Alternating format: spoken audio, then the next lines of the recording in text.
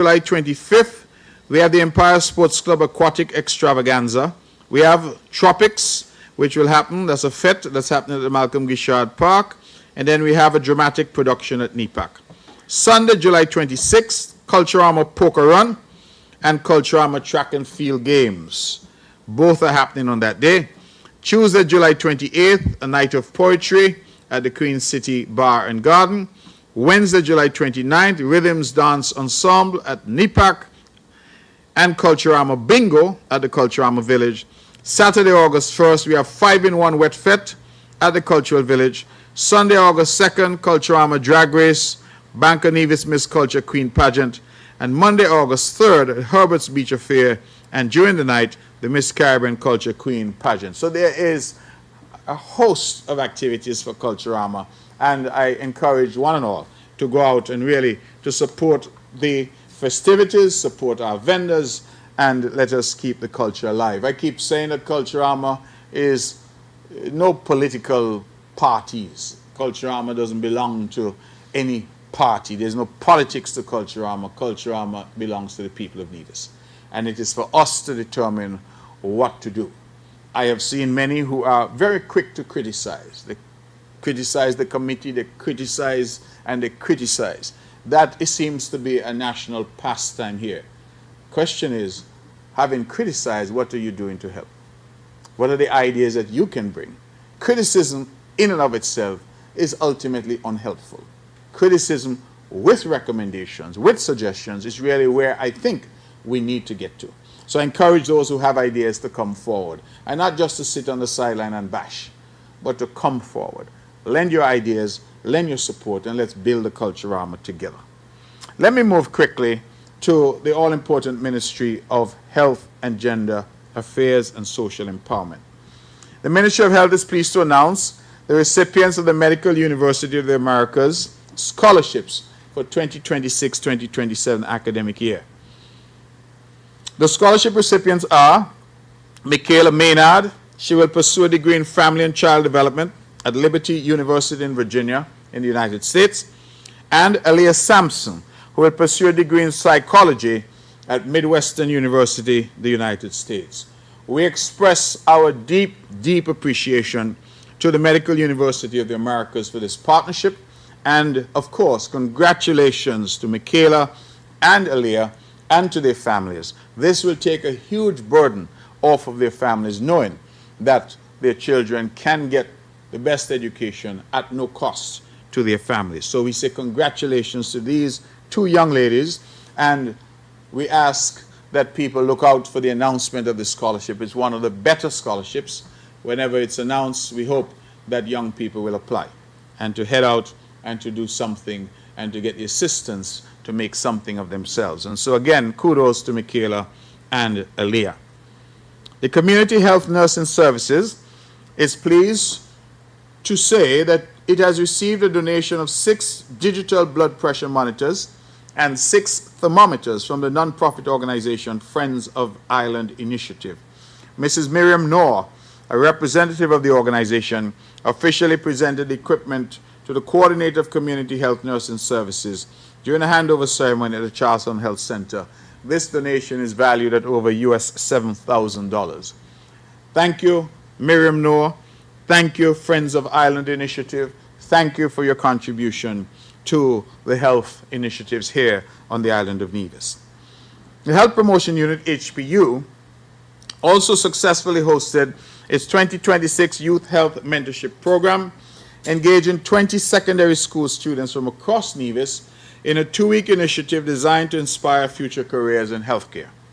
Participants explored a broad range of health professions through interactive sessions with healthcare professionals and received practical training in essential health screening techniques, including blood pressure measurement, blood glucose testing, BMI calculation, and urinalysis. The program also featured mentor shadowing and educational visits to the Sinkis Biomedical Research Foundation, the Bureau of Standards, and the Crime Scene Investigation Unit, highlighting the intersection of healthcare with research, public health science, and law enforcement. The initiative concluded with a supervised community health screening where students applied their newly acquired skills in a real-world setting. This type of program, the Youth Health Mentorship Program, reflects the government's and the ministry's commitment to cultivating the next generation of healthcare professionals by exposing students to diverse career pathways and strengthening Nevis's future healthcare workforce. So I say kudos to these youngsters, some 20 secondary school students who took the opportunity to take advantage of this immersion. The Federation of St. Kitts and Nevis expresses its sincere appreciation to Direct Relief in collaboration with the Organization of Eastern Caribbean States, OECS, for providing funding in support of the replacement of 106 windows at the Flamboyant Nursing Home. The windows were procured in 2025 at a cost of US $25,293.73, with installation completed at a cost of EC $90,396.87. The installation works were successfully completed on July 10, 2026. This valuable partnership has significantly enhanced the safety, comfort, and resilience of the facility, creating a more secure and conducive environment for both residents and staff. We extend our thanks to Direct Relief, to the OECS, and we extend our thanks to Merchants Construction, my good friend Simbad, who was the one who did the work there. So thank you, Merchants Construction, and this, we feel, again, improves. And let me add that this is following upon our efforts there to install solar panels to ensure that that facility is run in the most efficient way. Let me shift quickly to social empowerment, and then I'll come back to health with an announcement. The Department of Community Development is hosting a 6-week soft furnishings workshop beginning Tuesday, September 8th at the Charles Walters Community Center. Session will be every Tuesday and Thursday. Now, why is this important? It's being facilitated by my dear friend Mavis Paris. And the workshop will provide participants with hands-on training in creating a variety of soft furnishings, including pillows, cushions, tote bags, curtains, and table runners. The idea really is to allow our people to have some skills that they can then utilize to earn a little extra money. So imagine you are a teacher or a nurse or whatever your profession may be, but you acquire these skills now that you could be making cushions and throw pillows, tote bags and the like as a sideline venture. That's the idea, to train up our people so that they can be in a position to use those skills to earn additional income. There's a $50 registration fee, but spaces are limited. So we are asking you please to contact the Department of Community Development, 469-5521, and they will direct you accordingly. The Department of Community Development is also inviting children ages 8 years and older to participate in the St. John's and St. George's Community Children's Baking Camp, a fun and interactive summer program designed to teach practical baking skills while fostering creativity, teamwork, and social interaction. The camp will be held from August 10th to 14th at the Pond Hill Community Center and August 17th to 21st at the Charles L. Walters Community Center. Sessions will run daily from 9 a.m. to 2 p.m. and this is being facilitated by my friends, Miss Malva Rollins and Miss Tracy Paris. It's only $40 per child and $80 for 2 weeks. And so we encourage you, please, have your children go. Imagine what it would be like to have your young children baking bread and cakes and all that in the household. Quite marvelous. And this, again, is demonstrative of the level of work that is being done. Let me move on to a major announcement, and let me take a few minutes on this, if you will. And that is to announce that the island of Nevis, for the first time in our history, is in the process of establishing a dialysis center. The Nevis Island Administration, in collaboration with Renal Dynamics and private sector partners, is advancing the Alexandra Hospital's first dedicated dialysis facility. The initiative demonstrates a shared commitment to enhancing healthcare quality, accessibility, and resilience for the people of Nevis. Now, to put it in context for you, as of today, I'm advised that we have 470 persons on our diabetic register. We have 606 persons on our hypertension register. I mention those two because we advise that diabetes and hypertension are two of the main gateways that lead to kidney disease and renal failure. 470 diabetics registered with us, 606 hypertensive clients registered with us. Now, the picture is even more grim, because I'm told that those numbers are only those who are accessing care through our clinics. So for those who are suffering from hypertension or diabetes, who are accessing care from their private doctors, they would not necessarily be reflected in these numbers. So we can tell ourselves that the numbers are in fact much higher than I've just indicated. That, ladies and gentlemen, is a crisis. We have been talking a lot about the crisis of NCDs, but that is a crisis. If you think about it, 470 diabetic patients, 606 hypertension patients, just the ones who are accessing the health centers around the island. It means that the numbers can potentially be much higher than those. And if those numbers are any indication, it really would mean that a significant percentage of our population is suffering from diabetes or hypertension. And that really increases the risks to us of kidney failure, kidney disease. And when there's kidney failure end stage, the only solution is dialysis or a kidney transplant. And so those are the stark reminders to us that we need to take better care of our health. I am advised that for the most part, diabetes and hypertension are lifestyle diseases. What we eat, whether we are exercising or not, all of these contribute to those two. And then knowing our status, learning early, testing repeatedly, understanding our bodies, all of these are important. Ultimately, the government can do the most. The Health Promotion Unit is out there all the time, testing and advising. But each of us, you and I, are ultimately responsible for our health. And I ask our people to take responsibility. It makes no sense leading a particular lifestyle and then at 40, your diabetes or your hypertension is so out of control that your kidneys start shutting down. And then you are relegated to a lifetime of kidney treatment if you cannot get a kidney transplant.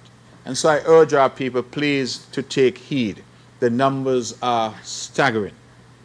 As a consequence of that, we have known that Nevis has been aspiring to have dialysis for a very long time.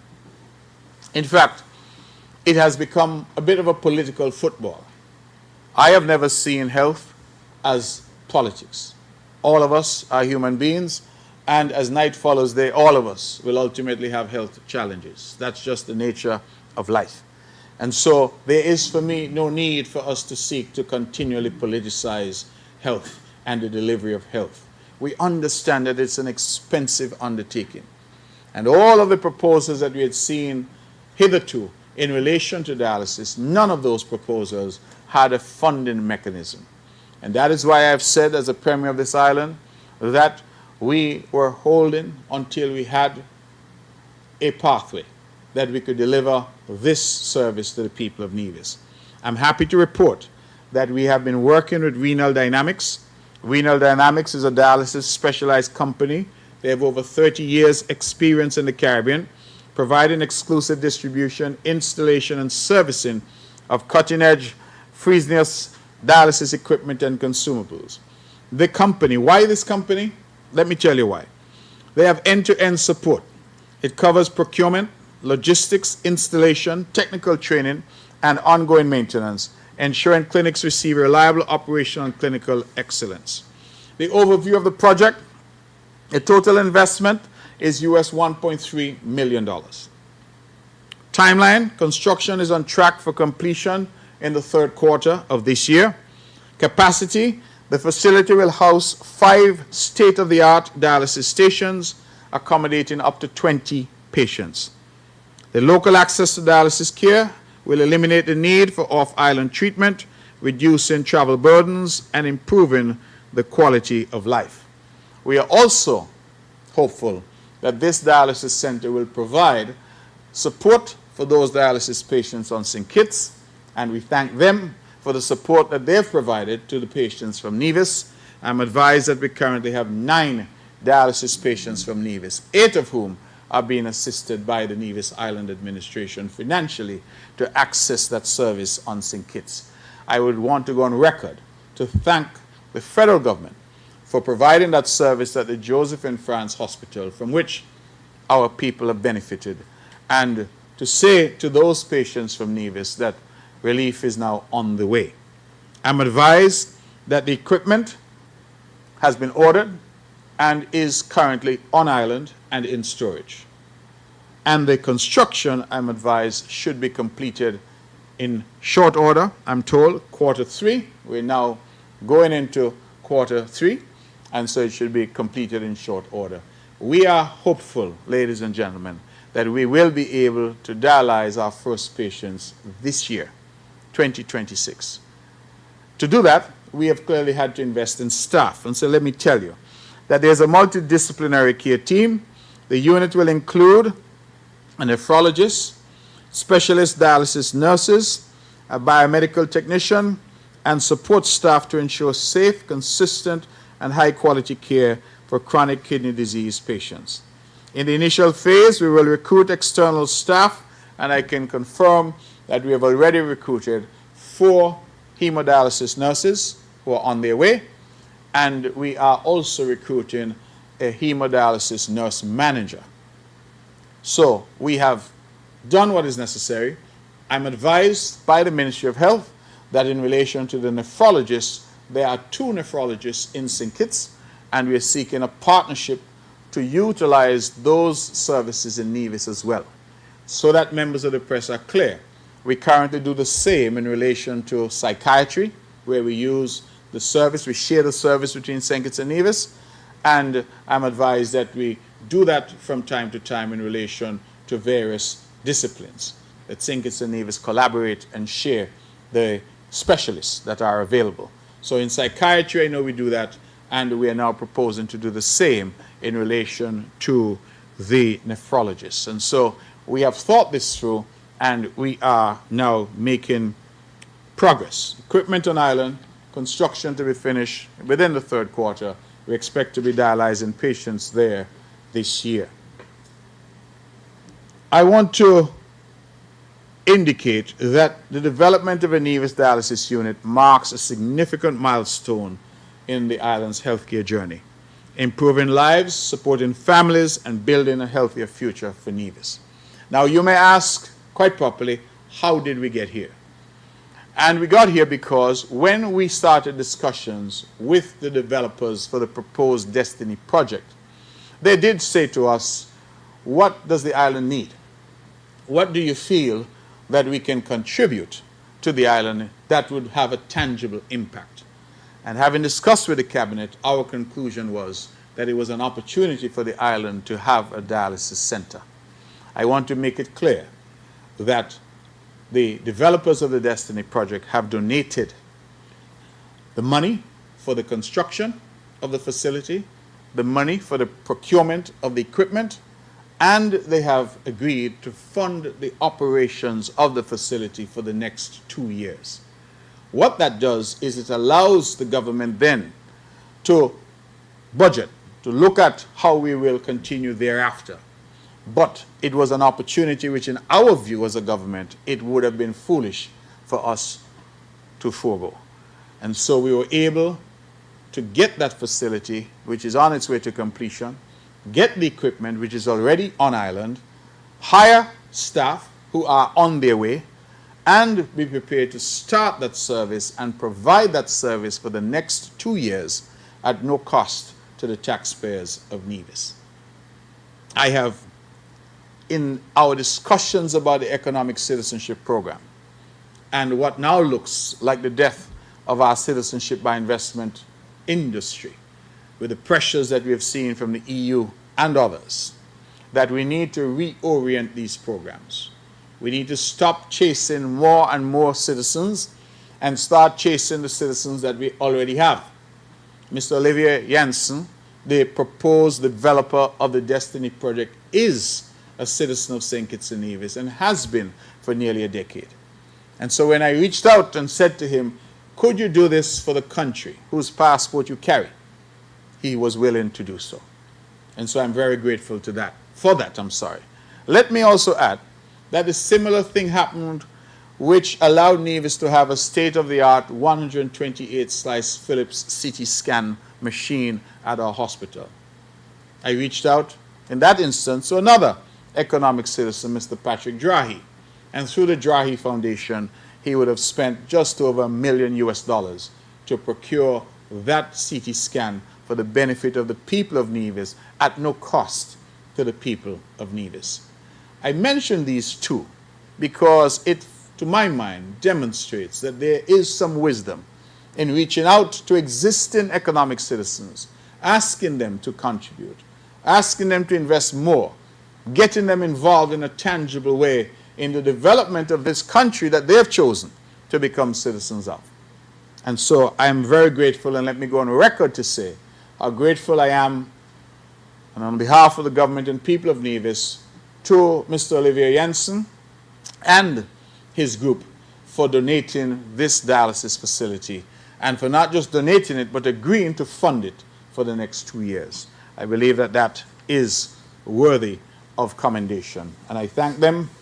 I have had the opportunity, ladies and gentlemen, to have conversations with some of our dialysis patients, and I can tell you they are overjoyed. They are overjoyed at the thought that they can now get quality care right here on the island of Nevis.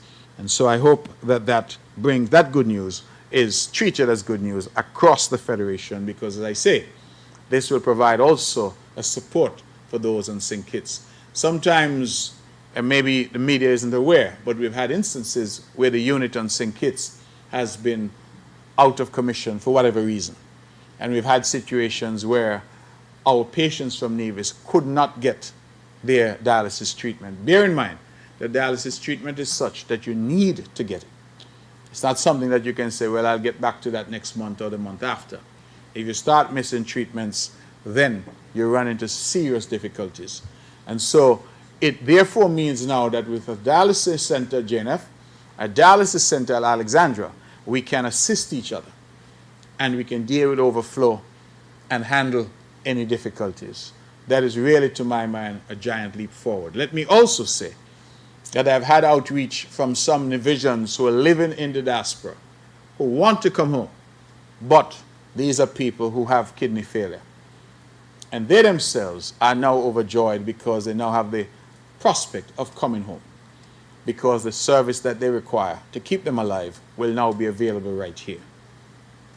We also, one last dimension, and then I'll move on, is for visitors. Those tourists who want to come to visit, but because they need dialysis, may shy away from coming for a holiday in Nevis. They can now feel comfortable coming because we'll have that service available. And so all along I have said, when we found a way, we will make this service available. I'm very happy that through our negotiations and engagement with Mr. Olivier Janssen and the Destiny Group, we have found a way. And that is, in my opinion, a huge gift to the people of Nevis. Let me move quickly now to talk about film and the Film Commission. We continue to do great work. And I'm pleased to say that we have just wrapped up production on yet another film, this one called Melody Heals a Soul. That film was done here and production wrapped yesterday. The production created paid employment opportunities for local talent and crew while showcasing the island during the Culturama Festival. St. Kitts Nevis locals who participated in the production, we had Davian Griffin, he was the lead actor. Daniel Vanessa Brown, she was an actor. Issa Kamal, actor. Tishan Wilkin was the first assistant director. Janique Wade de Young was the second assistant camera. Vaughn Anslin was the set art designer. Atisha Brown did wardrobe. Sherry Gager, makeup and hair. Elsa did Ashley catering services. And Inote Inanga was the music composer. When we talk about film and we talk about developing film, we start seeing what is possible. what is possible. And I keep preaching that to our people. We must not limit ourselves. We must look at what is possible. One person said to me, why is Nevis wasting time talking about film when you don't even have a movie theater? My response is, well, people are not even watching films in movie theaters anymore. But nevertheless, so what if we don't have a movie theater? You hear the names I've just called out? They're all Nevisians, Kittitians, locals, getting an opportunity to be in film. We will never know the talent we have unless we create the opportunity for that talent to rise. And I am not apologizing for these efforts because I think we have done incredibly well. Melody Heals the Soul represents the 15th production that we have done on the island of Nevis since we started this journey back in 2020. Tay Diggs, who was famous for his role in How Stella Got Her Groove Back, and Microhouse Films app launch with Tides of Temptation, microdrama. On the 7th of July, actor Tay Diggs and his microdrama production company, Microhouse Films, launched their microdrama app with its first slate of vertical microdramas, including Tides of Temptation, which was filmed on Nevis earlier this year. The series was launched during a red carpet event in Los Angeles as part of a collaboration with Lifetime TV. Tides of Temptation is available to stream through the Microhouse Films app, available on the Apple App Store. So please, everybody, go and download Microhouse Films app and look at Tides of Temptation, which was filmed right here on Nevis. We are currently in discussion with Microhouse Films regarding the production of 2 additional microdramas on Nevis later this year. In terms of international media coverage, the launch of Tides of Temptation received international media coverage, including features in Caribbean Today, based in Miami, Florida, which has a print readership of more than 112,000, and Toronto Caribbean, based in Canada, which has an online readership of 100,000 readers.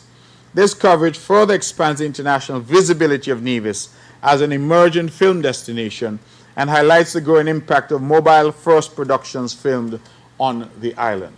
So not only are we in film, we are on the cutting edge of what is happening, and I say kudos to the Film Commission, and certainly we look forward to continuing the work that is necessary to bring more films, more productions to the island of Nevis.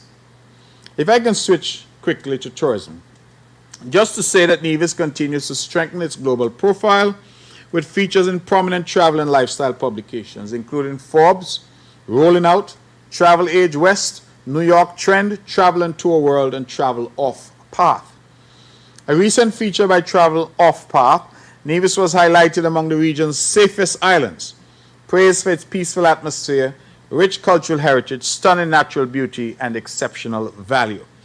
The feature reinforces what we have long promoted, that Nevis offers visitors an authentic Caribbean experience, away from the crowds, where genuine hospitality, pristine landscapes, and immersive cultural experiences remain at the heart of the destination.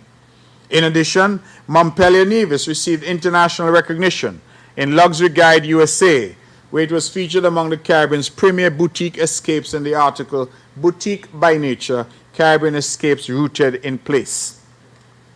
Forbes, well known, featured the island's signature Mango Festival in an article exploring the global rise of mango-inspired culinary experiences. The feature highlights Nevis as the home of one-of-a-kind festival dedicated entirely to mango, celebrating the island's more than 44 varieties. And as I read that article, I was impressed that Nevis, it said, had really captured, as if we were riding a wave, because mango, according to that article, is like a growing wave now around the world, in cooking, for desserts, and for just cooking generally. So pick up a copy of Forbes or go online and look at it. A great article there about Nevis and the Mango Festival. The 2026 Nevis Mango Festival has concluded, and the reviews have been excellent. Let me go on record to commend the NTA, the board, its leadership, in terms of CEO Andy Raverier, and of course Fayon Jones, the Mango Man as they call him, and the entire team there at the NTA. I was there, I saw the work that they put in, and I want to congratulate each and every member of that team. The guests that we recorded came from the United States, Canada, United Kingdom, Pakistan, Slovakia, Antigua and Barbuda, Barbados, St. Martin, St. Kitts, Statia, Bermuda, the U.S. Virgin Islands, Anguilla, Ecuador, Brazil, the British Virgin Islands, Colombia, Puerto Rico, the Caribbean Netherlands, Dominica, Curacao, Grenada, Guadeloupe, the Netherlands, Spain, Switzerland, and Trinidad and Tobago. The Mango Festival was like a mini United Nations. We had people from so many different parts. The festival generated increased hotel occupancy. And when we look at the attendance, and this I think is newsworthy, this signature event for the love of mangoes, that's on the Sunday event, welcomed a record-breaking 5,223 attendees. To put that in context for you, in 2023, we had 2,500 people attending the event. In 2024, we had 2,536 people. So we only increased by 36. In 2025, that jumped to 4,173. And in 2026, we've had a 25% increase in attendance. 5,223 persons would have graced us with their presence. We say thank you to all of them, but I think it also shows the growing popularity, both regionally, locally, regionally, and internationally, of the Nevis Mango Festival. The economic impact we would have had, of course, the restaurants all involved, local lodging, dining, transportation, retail providers, and we are going on record to invite even greater participation from the private sector. This festival is growing. We think it's a festival that one of the big companies would like to get their brand on. This year, the government was the main sponsor. I want to relinquish that position. So I want sponsors to come on board. Please, this festival now has proven itself. It is an international festival, and we urge you to come on board. This year, we had some 62 chefs, a record, who participated. And just imagine the local culinary treats that they would have created. 62 chefs. And we say thank you to them for their participation. Media and marketing outreach. The festival was featured by Forbes, as I said earlier, Yahoo Creators, Relevance, Caribbean Journal, Rolling Out, PR Web, the Daily Herald in St. Martin, digital and local promotions. We also benefited from extensive exposure across Instagram, Facebook, news outlets, content creators, and influencers. I met some of them, and they were all over Nevis and all over the festival. And I'm surprised that the festival finished, 2-3 weeks ago now almost, and people are still writing about it. So it really has been a bonanza in terms of publicity.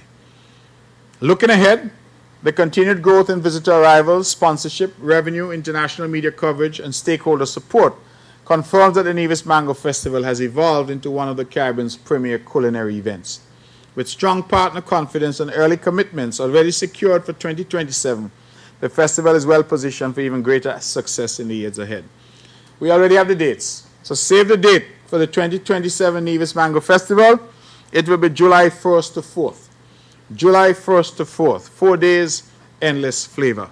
Let me also announce a very exciting new initiative that, in collaboration with Sisters Media, the Nevis Tourism Authority has launched a new online shop for curated Nevis merchandise.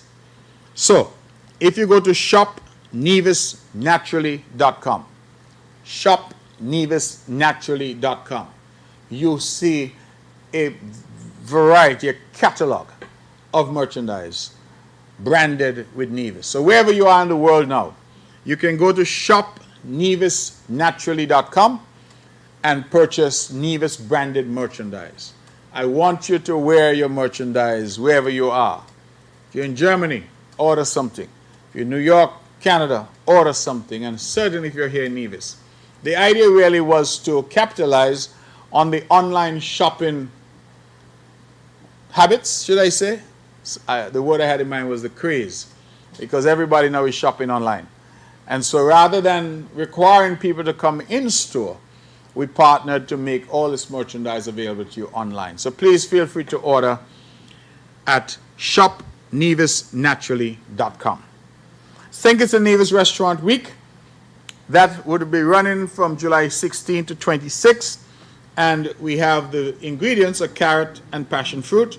Over 24 restaurants and eateries across Nevis have been featured in this event.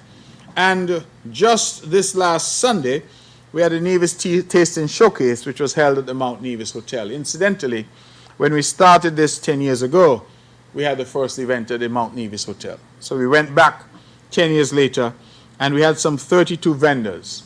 I'm told the event was sold out, and the attendance was 33% higher than the last showcase.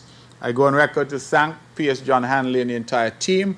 They worked really hard to stage this event, and I say kudos to them.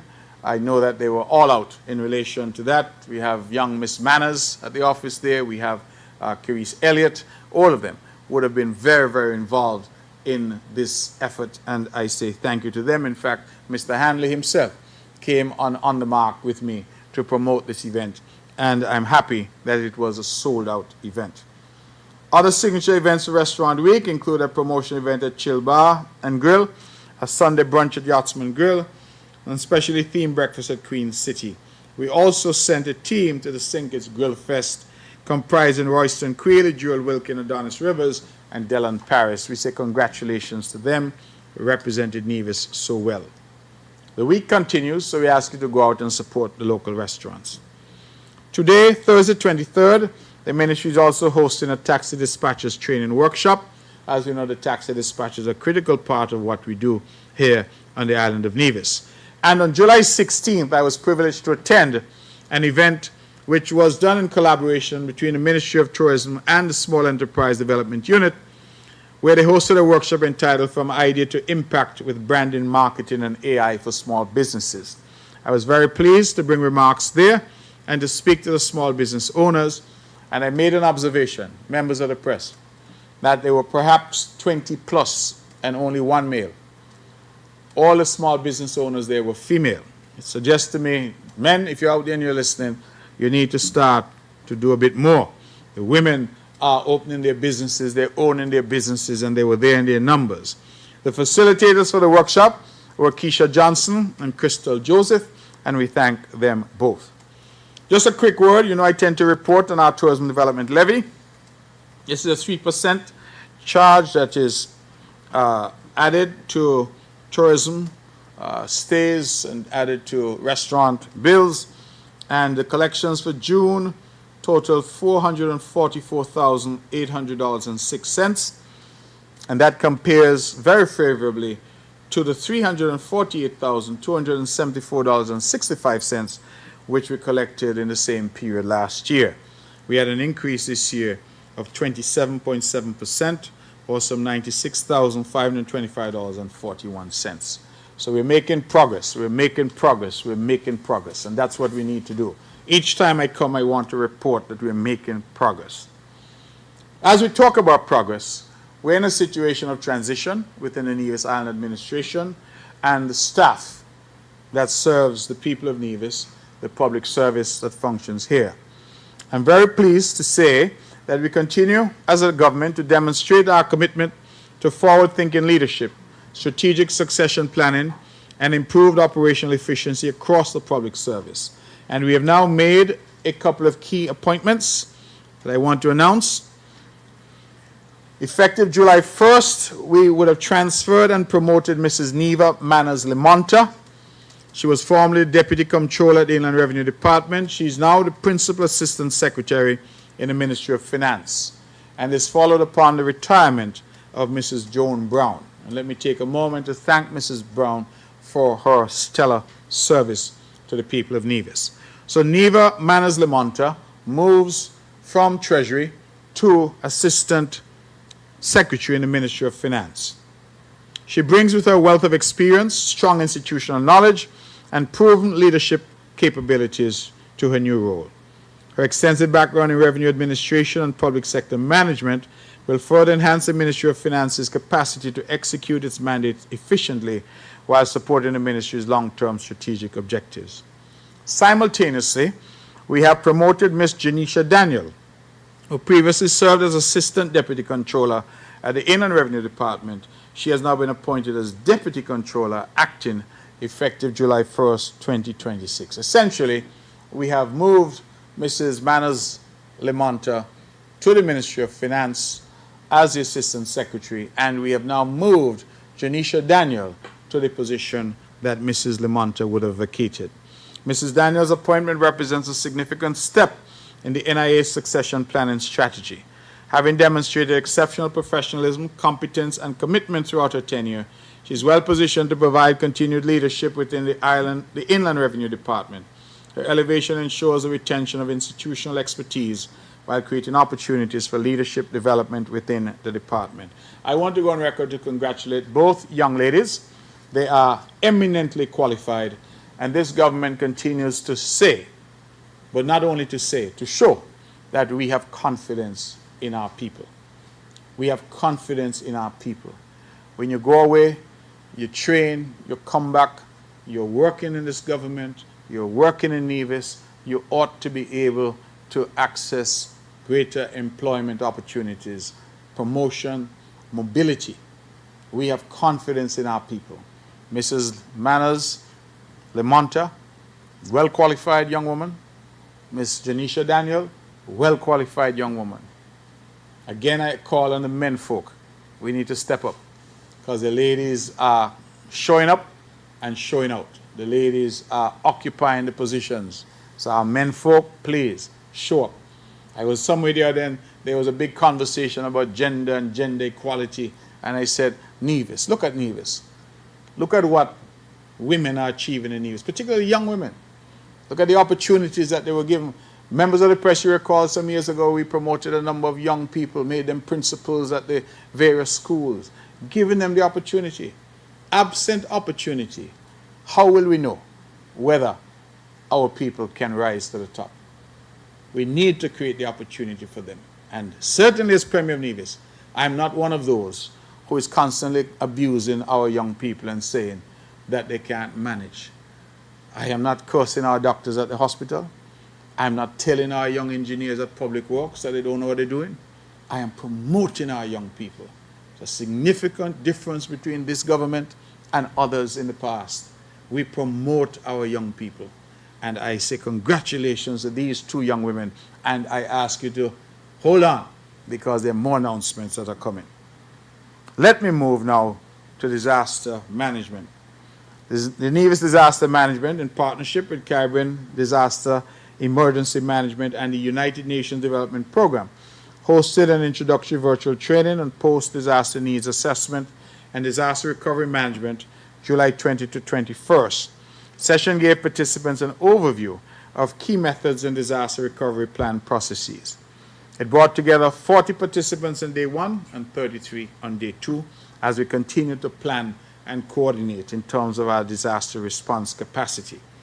The Nevis Disaster Management Department, in collaboration with the World Academy for Safety and Health, WASH, I think they're called, they would have conducted water safety and lifeguard training, July 9th to 10th. Training engaged 16 youths, aged 5 to 15, and 8 adults. First aid and CPR session was held on July 8th, with 29 participants completing the training. Lifeguard and CPR training are essential to building resilience in Nevis communities by equipping residents with the skills to respond quickly and effectively during water-related and health emergencies. Let me thank the World Academy for Safety and Health, WASH, because they've been coming, they've been partnering with us, and they've made that training and certification available. And so we are grateful to them. We thank our sponsors, the Nevis Disaster Management Department, extend sincere thanks to the Bank of Nevis, Boulder Corporation, and of course the Nevis Island Administration. Summer Camp, 10th to 21st of August. Nevis Disaster Management Department hosts its annual Summer Safety Camp during that period of 10th to 21st August. And the camp will introduce youths 5 to 15 to essential safety and survival skills. Again, we thank the sponsors, Bank of Nevis, Boulder Corporation, and Nevis Island Administration. Please, we're asking for parents to register your children so that they can benefit from that. We are still, ladies and gentlemen, in the hurricane season. I remind you, we're in the early days of the hurricane season, and we continue with our public awareness and continue to ask our population to stay vigilant. A reminder of our disaster shelters, our emergency shelters: Girls Guides Headquarters, Pond Hill Community Center, Ebenezer Church of God, Charles Walters Community Center, Franklin Brown Community Center, Cotton Ground Community Center, Barnesgut Community Center, and the Jessup Community Center. Let me move quickly to water, just to advise that the drilling at Descents continues. We've had some problems, continued problems there with caving in of the wells, but I'm told that a new process is now underway. A 12-inch casing was originally used. We got down to about 250 feet. A 10-inch casing will now be placed inside the 12-inch casing, which should ensure deeper penetration of the casing and prevent further cave-ins. I also am to advise that consultants from H.W. Wallingford, a UK engineering firm, were here on Nevis to conduct training in leak detection in the water network. The first test will be done in the Cherry Gardens area between 11 p.m. Thursday and 6 a.m. Friday. This training will give the Nevis Water Department workers skills needed to find leaks in the system more effectively and efficiently. It is one thing to have more water, but we also need to look at things like leaks and water wastage to ensure that we conserve water and that we don't lose much of what we are producing through leaks. So I invite the public to continue to be vigilant as well and to report leaks whenever you see them. Sometimes you're walking at mornings or you're driving and you were to see a leak. Please report it promptly so that we can conserve as much water as possible. The Premier's Ministry has asked me to advise that the special annual residency status, which initially ended on the 1st of May 2026, has now been extended until 30th October 2026. All non-nationals who qualify for the special annual status are kindly asked to take advantage of this one-time offer. There are three pathways to obtaining the special annual residency. 1, persons who entered the Federation between January and November 2025. 2, persons who failed to update themselves and were out of status prior to January 2025. 3, non-national students who went to school 3 years or more. It is called special because you normally obtain your annual residency only after 3 consecutive work permits. So this special is allowing non-nationals to have an accelerated pathway to residency. The cost, I'm told, is $2,700 EC dollars. So if you're out there, please take advantage. I do not like when we put these things in place and then people tell you they didn't know, they didn't hear, and 2-3 years later, they are still out of status. Take advantage of these opportunities, please. Let me lastly, members of the press, look at the Ministry of Education, Library, Services, Information Technology, Youth and Sports. I'm pleased to report that the 2026 Summer Job Attachment Program is now in its 3rd week. Since its commencement on July 6, 39 interns have been placed with private businesses and government departments across the island, where they're gaining valuable hands-on experience and developing essential workplace skills. The program continues to provide participants with meaningful exposure to professional work environments while helping them build confidence, responsibility, and strong work ethic. I'm also to announce that the Department of Youth has opened nominations for the Youth Impact Awards. And the awards recognize outstanding young people between the ages of 18 and 35 who are making meaningful contributions to the development of Nevis in areas such as entrepreneurship, volunteerism, cultural preservation, patriotism, and other fields of excellence. Please, if you're interested in nominating someone, reach out and get the forms. They're available at the Department of Youth, Nevis Facebook page, or by contacting the department at 469-5521. Help us celebrate our young people. The Department of Sports wishes to extend heartfelt congratulations to the Departments of Education and Sport for once again delivering an outstanding edition of the TDC Runaka Morton Primary Schools Cricket Tournament. As the only hardball primary school cricket tournament in the region, this competition continues to showcase the remarkable talent of our young cricketers while promoting teamwork, discipline, sportsmanship, and resilience. We congratulate the sporting powerhouses, Charlestown Primary School, who captured this year's championship. We also commend Joyston Library Primary on securing second place and Elizabeth Pemberton Primary on an impressive third place finish. We congratulate all the schools, all the players, all the coaches, and all who made this possible. This year's tournament produced several outstanding individual performances.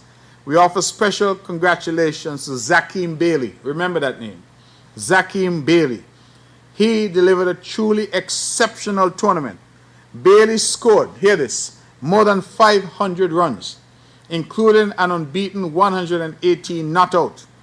He also claimed the most wickets and was deservedly named the tournament's most valuable player. So this youngster not only scored over 500 runs, century not out of 118, but he came and then he took the most wickets as well. So all-around brilliance. Zakeem, wherever you are, if you're listening, take a bow. We congratulate you and we look forward to seeing you turn out for the West Indies. We also congratulate the other award recipients, including Shania Freeman, who was named Female Most Valuable Player, Keandra Elliott, Best Wicket Keeper, and Ajani Sadler and DeJounte Lawrence, who shared the award for Best Bowling Figures in an Innings. We thank TDC Group. Without their partnership, this would not be possible. Now, building on the success of that tournament, the Department of Education and Sports selected 2 all-star teams where they selected from the best in show during those tournaments. And those 2 all-star teams will now compete in 3 matches. I'm told 2 matches are already completed, and the series will conclude tomorrow, Friday, at the ETW Park. The head coach, Adelvin Phillip, and assistant coach Sharma, they're leading Team A, and Team B is being led by head coach Utroy Libert and assistant coach Davronique. So, this is yet another offshoot, if you will, of the primary schools tournament. I want to really congratulate the Honorable Troy Libert, the Honorable, not yet Honorable, let me not say that yet, but Zanella Claxton, P.S. Zanella Claxton, forgive me. Maybe I'm speaking things into existence. I want to congratulate Jamir, my good friend. I want to congratulate Eto, my good friend. I want to say that these persons are doing a tremendous job. They're really doing a tremendous job. So Eto is Alger Newton, forgive me. And Jamir is Jamir Claxton. But they're doing a tremendous job in bringing all of these activities to the fore, staging these competitions, giving our young people an opportunity to shine. And what I particularly like about the cricket tournament is that it is mixed. They allow males and females to play together, giving everybody an opportunity. And so I congratulate them. But again, remember that name, Zakeem Bailey. I really believe that that youngster is headed for great things. We encourage, of course, for this last match tomorrow, the public to go out and support our youngsters. The St. Kitts Nevis Anguilla National Bank Summer Camp, hosted by the Department of Sports under the theme Get Active, Have Fun and Make Memories, that continues. The netball camp is continuing until July 24th. The lawn tennis camp, July 27th to 31st, and the cricket camp, July 27th to 31st. I'm told that there's still opportunities to sign up your children, and so please call 469-5521 extension 6710 or scan the registration code to sign up.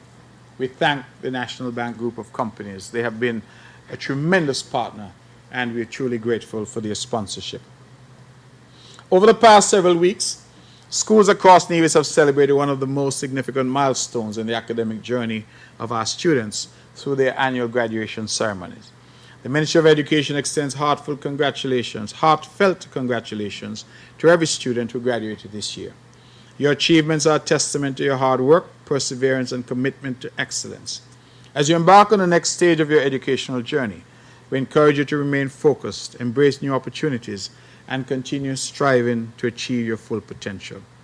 We take this opportunity to express sincere appreciation to our principals, teachers, support staff, parents, guardians, and families more broadly.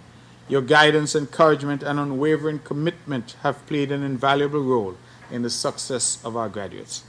The students' achievements reflect the strong partnerships that exist between our schools, our homes, and our communities. It is my pleasure now to formally recognize outstanding academic achievers from across the island. At the Nevis International Secondary School, the valedictorian was Josiah Davis Nisbet. The salutatorian was Jerrell Powell. Nevis Academy, valedictorian Kaije Powell. Salutatorian Elijah Rivers. Top girl Nandita Singh. St. Thomas's Primary School, valedictorian Rene James. Salutatorian Maisha Jeffers. Top boy Israel Webb. Elizabeth Pemberton Primary School, valedictorian Micah Prince. Salutatorians Sanaya Libert and Tazneje Wilkin. Montessori Academy, valedictorian Zorina Elliott. Salutatorian Naeem Morton. Charleston Primary School, valedictorian Chelsea Lakram. Salutatorian Bethia Barry. Top boy Lajari Winter. Violet O. Jeffers Nichols Primary School, valedictorian Carrie Daniel. Salutatorian Cyan Jones. Top boy Jamil Doris. St. James Primary, valedictorian Ariella Phillip. Salutatorian Glenn Hensley. Joyson Libert Primary School, valedictorian Aaron Daljit. Salutatorian Tiandre Elliott. Top girl Kenaya Maynard. Maud Cross Prep, valedictorian was Jalen Nisbet. Salutatorian Shania Freeman. Top boy El Kaije Maynard. And at Ivor Walters, my alma mater, the valedictorian was Ariel Suku. Salutatorian was C.L. Libert. Top boy was Ezra Hanley. We congratulate them all. We congratulate them all. But I want to say special congratulations to Mr. Glenn Hensley. He was a salutatorian at St. James Primary School. His journey reminds us that every child deserves the opportunity to learn, grow, and succeed. He began his primary education at the Joyson Library Primary School before he was transferred to the Cicely Brown Integrated School, where he received the specialized support needed to overcome some early academic challenges. Through the dedication of the staff of the Cicely Brown Integrated School, together with Glenn's own determination and perseverance, he made remarkable academic progress. In 2023, he successfully transitioned back into the mainstream education system at St. James Primary, where he has now graduated as the salutatorian. His journey is a powerful reminder that success is not always defined by where a child begins, but by the opportunities they are given, the support they receive, and their determination to persevere. It also speaks to the importance of an inclusive education system that recognizes the unique potential of every learner. We congratulate Glenn and his entire support system. His success belongs to all of those who believed in him and invested in his development. And we pray that he will continue from strength to strength. And just so you know, Glenn's story is not an isolated occurrence. In fact, this year, we saw 3 students who were enrolled at the Cicely Brown Integrated School at some point of their academic journey, now graduating from mainstream classrooms. To each of our Graduates Award recipients, we say congratulations. Congratulations. We're proud of you. The Nevis Public Library Summer Program 2026 continues to be a tremendous success. We are pleased to report that Week 1 has been successfully completed. Week 2 is set to conclude tomorrow. The theme, Energy Awareness in Global Crisis, program has provided 40 children each week with engaging learning experiences that combine literacy, STEM, and environmental awareness. And these children have gone out in the field. They've gone to Nevlec, Hamilton Water Reservoir, and of course they've gone to see the Nevis Geothermal Project. And we commend, of course, all involved in delivering that program. Let me also thank our sponsor, the Nevis Cooperative Credit Union, and contributor, National Caribbean Insurance. Their generous support has made that program possible. Now, just a brief word before I hand over to you, the members of the press, that on the geothermal project, we have seen significant progress. We are hopeful that after some delays occasioned by some internal matters that had to be resolved, that we are now full steam ahead, no pun intended. And we expect that the drill rig is going to be mobilized and be with us in short order.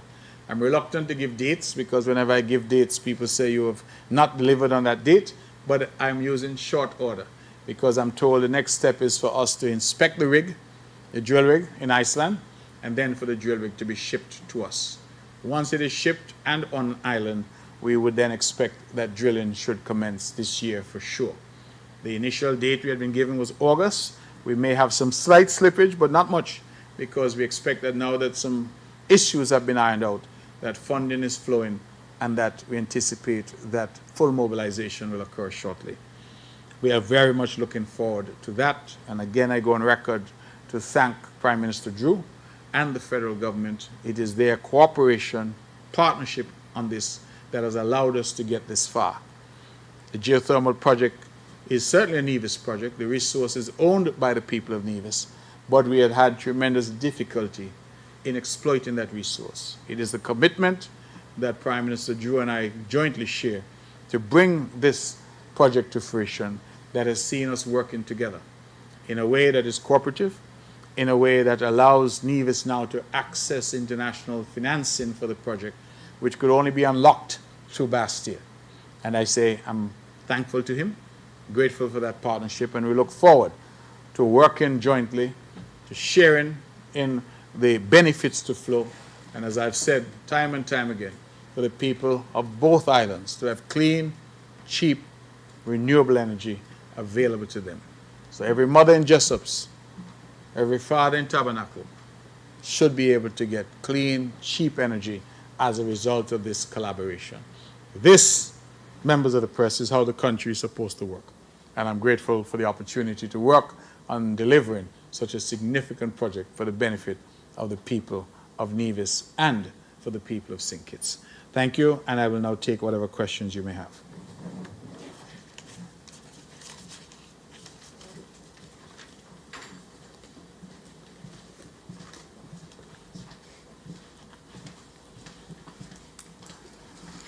Good morning, Mr. Premier. Good morning. Shamika Bajin, Vaughan Radio. I just have a few questions to ask this morning. First question. Regarding the construction of the dialysis unit and the investors for the Destiny project, was anything promised in return for the funding they have provided? Question 2, are there any terms and conditions attached to their financial contribution? If so, what are they? Question 3, can we have an update on the broiler bird processing facility? Another question, for this year's Culturama, what assurance can you give to potential vendors, etc., that they will be paid on time and in full? Is there any update on the US-funded construction of a Bureau of Standards on Nevis? And given the recent marine incidents that has taken place not only here in the Federation, but across the region, is there any intention, at least at the NIA level, to improve maritime safety? For example, the wearing of life vests for both crews as they carry out their duties, etc. And that's it for me for now. Thank you. Okay, thank you very much, Ms. Budgeon. Let me try to answer the questions in the order in which you asked them. You said the construction of the dialysis unit, any promises? Yes, we promise that the unit will deliver first-class service to the people of Nevis. That is what we are seeking to do, create a state-of-the-art facility there. That's the only promise that I'm aware of. That is our commitment to deliver better health care to the people of Nevis. You say, are there terms attached to the facility for the financial assistance? The answer is no. This is a donation to the people of Nevis. There are no terms attached. We negotiated. We were asked what this group could do to benefit the people of Nevis in a tangible way, and the cabinet came up with dialysis as the option. And so this is a donation to the people of Nevis. There is nothing attached to it, no quid pro quo. I suspect that's the question that you're asking. There is no quid pro quo. Broiler update, I really do not, I'm sorry.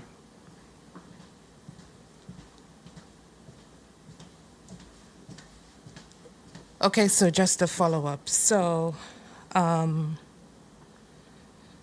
my question be to that in terms of the Destiny developers. Now, let's say, for example, that the project does not go through. Will they still fund that project for the 2 years Well, as promised? that's the commitment that we have. It has nothing to do. That's why I say there is no quid pro quo. This is a donation by a citizen of St. Kitts and Nevis who we asked to make a tangible contribution to the island of Nevis, and this is what we negotiated. So there is no you give us this and you get that. There is no quid pro quo. That's why I use that language. Yeah. So there is no connection. This is a donation by the Destiny developers to the people of Nevis, and for that, as I said, we are quite grateful because it gives us a pathway to deliver dialysis much sooner than we thought we would be able to. By, again, let me reiterate, building the facility, equipping the facility, and paying the operational cost of the facility for 2 years. So that allows us time to plan and to budget, to take over responsibility in terms of the financing. Now let me clarify that immediately so I'm not misunderstood. The facilities will immediately be under our control. But when I say take over responsibility, I mean the financial responsibility for running it. So there is no connection between the two based on what we have negotiated with Mr. Jensen and his team. You asked about the broiler update. I do not have an update for you today. I am aware the last update that I received was from the ministers who have responsibility from the cabinet with delivering that project, Ministers Brand and Minister Evelyn. And I was advised that we had some delay because of some materials that should have arrived from Canada. Those materials are now in hand, and the last I was told there was some payment to be made to the contractor. I'm not sure as I speak to you today where we are on that, but I can find out and let you know.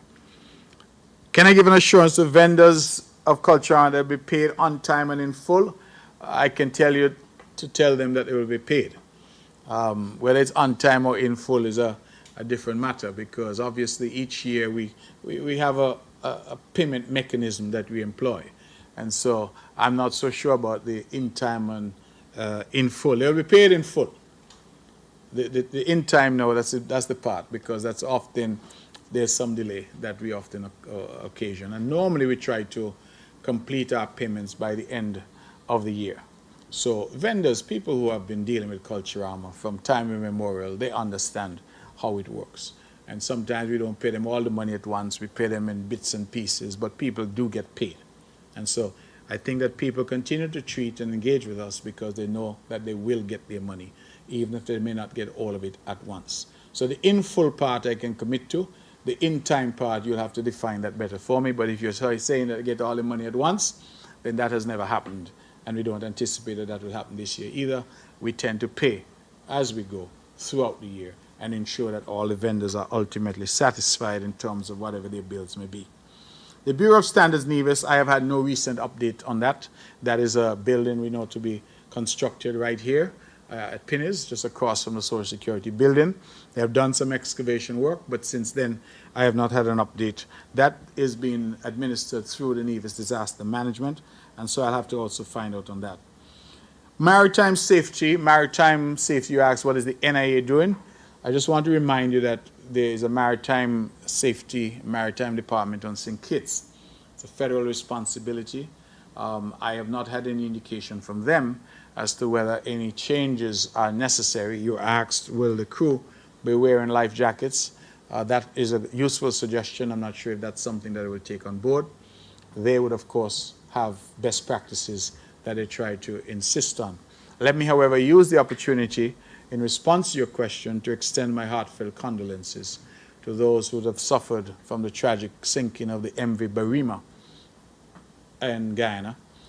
We have a lot of Guyanese brothers and sisters who live in St. Kitts and Nevis, and I know that there are some right here in Nevis who lost loved ones in that tragedy. So our heart goes out to them, our prayers go out to them, and we certainly stand willing to do whatever we can do to assist those who are mourning at this difficult time. This tragedy is really a regional tragedy. Whenever we hear of these types of accidents, particularly bearing in mind that we are seafaring people, that here in St. Kitts and Nevis, people use the ferries on a daily basis to go about their business. Tourists use it, visitors, you name it. We are always back and forth between St. Kitts and Nevis. Some people make the trip several times a day. They run over to St. Kitts, they forgot something, they come back and they head back over. So the truth is that it's a tragedy that really grabs our attention, because we know it could be us, it could be Antigua, it could be anywhere. And so my heart goes out, and I want to extend condolences to the families, certainly to the government and people of Guyana at this difficult time, but particularly to our Guyanese friends and family who are here with us in the Federation. We extend deepest condolences to them at this very difficult time for them on the occasion of the sinking of the MV Barima. Any more questions for me? Good morning, Premier. L.K. Hewlett, Department of Information. Good morning. It's fantastic news that Nevis is constructing its own dialysis unit, but has the NIA done, say, a cost analysis with respect to what patients would have to pay to make sure that it is accessible to those persons who need it? The police recently announced the seizure of a significant number of firearms and ammunition on Nevis, which, as you can imagine, raised quite an alarm. Do you have any updates on that issue? The new appointments and promotions that you mentioned, from time to time we hear about them, but does the government ensure that there is a succession plan so that there is no staffing gaps left when somebody is elevated to another position or just moved to another position? It is being said that the lack of action by the federal government has, in essence, tanked the Destiny SSE project without taking an official stance against said project. Where does that project stand, and then what's going on between St. Kitts and the NIA and the federal government with respect to that process? Thanks. And if you could explain, because we're hearing Dr. Drew say one thing, then the next thing, and I'm not in control of Nevis lands, Nevis can do what they want, but you know, we still, as far as I'm aware, when this initially came to the fore, it was that there was a process to be followed, that it goes to federal, comes back to the NIA, and what's not. Can you give us a synopsis of that process? Okay, Ms. Hewlett, thank you very much. The dialysis unit and the cost analysis. Let me just say that, as I mentioned, we have currently 9 dialysis patients from Nevis, 8 of whom are being assisted financially by the Nevis Island Administration. So in reality, we don't see that there will be much change in terms of that. We have to find a financing mechanism. That has always been our dilemma. How do we run the unit? See, when they were accessing the service in St. Kitts, we only had to assist them with the cost of the service and with the boat fare and things of that nature. Now, we'll have to buy supplies, we'll have to pay some staffing, we'll have to maintain equipment and all that. So we have to find a mechanism. As I've said, what this allows us to do is to give us a 2-year window during which we can do the planning. So that planning has already started. But it is early days yet. We're not yet in a position to say, well, this is how we will finance it. But I can tell you that when we looked on balance at what was on offer, we thought we couldn't turn it down.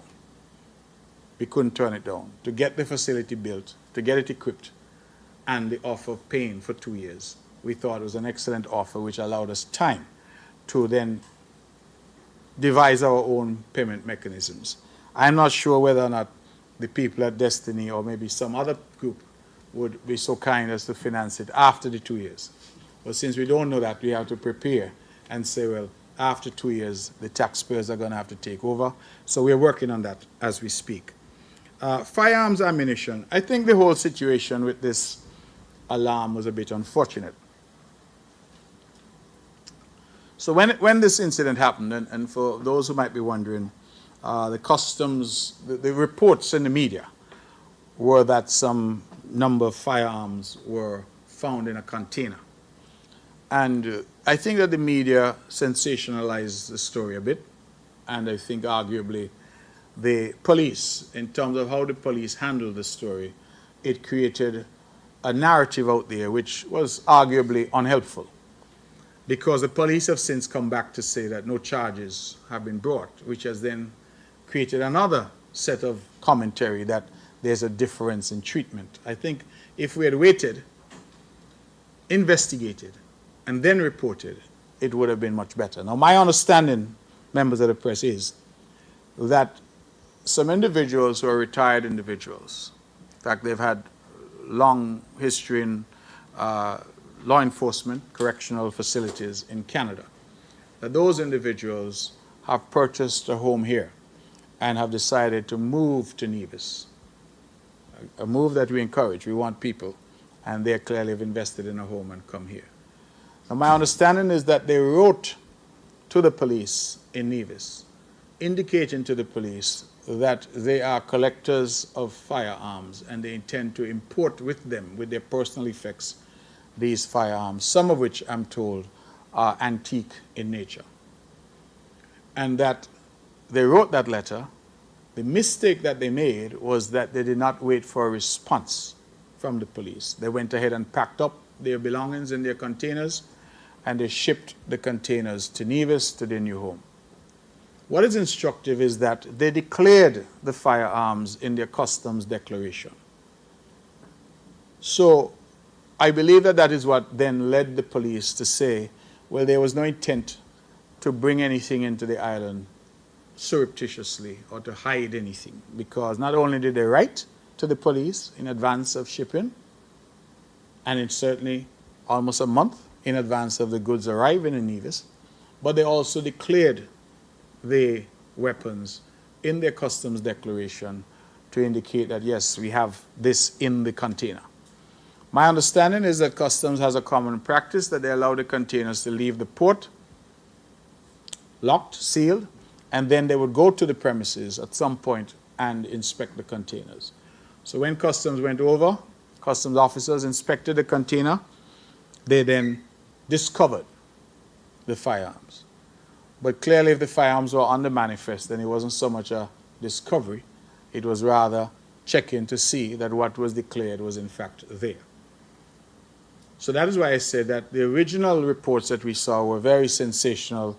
They suggested that there had been a big bust in Nevis, and people were of that view. In fact, I saw one AI-generated image with some very fearful-looking assault weapons that they said had been discovered in Nevis. Someone sent that to me from the U.S. Virgin Islands and asked me if we were planning a war in Nevis, what was going on, because somebody had just plugged that into AI, got an image, and then used this image of all of these assault weapons, that the allegation was that these had been discovered.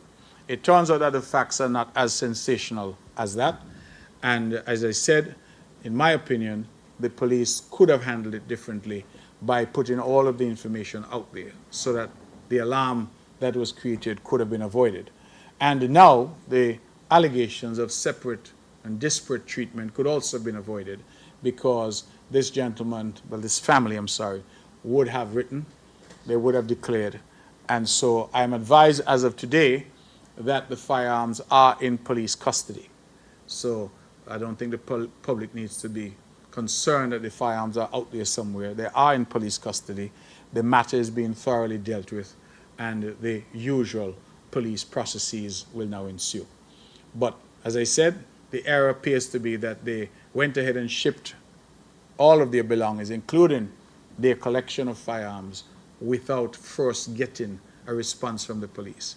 But the letter is there that they would have written, and there was a gap of about a month before the goods arrived in the Federation, and that is the position. So we will have to wait and see what else develops in that regard. You asked me about the Destiny Project. Before I get to that, about appointments and succession planning. Let me say, Ms. Hewlett, that is one of the reasons why sometimes these processes take a bit longer. We're very careful that we don't create gaps. And so if you realize Mrs. Neva Manners-Limonta was in position A, we have moved her now to position B that was vacated by Mrs. Brown, and we have now moved Janisha Daniel into position A that Mrs. Manners-Limonta held. So that's demonstrative of us utilizing the skill sets that we have to ensure that we don't create gaps. So Miss Janisha Daniel, for example, has been at the Inland Revenue Department for quite some time. She's a qualified accountant.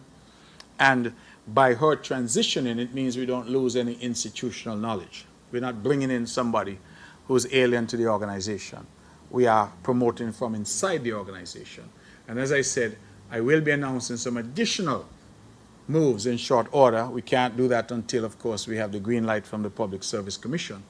But I will be announcing some additional moves as we continue to reposition the talent that we have across the public service.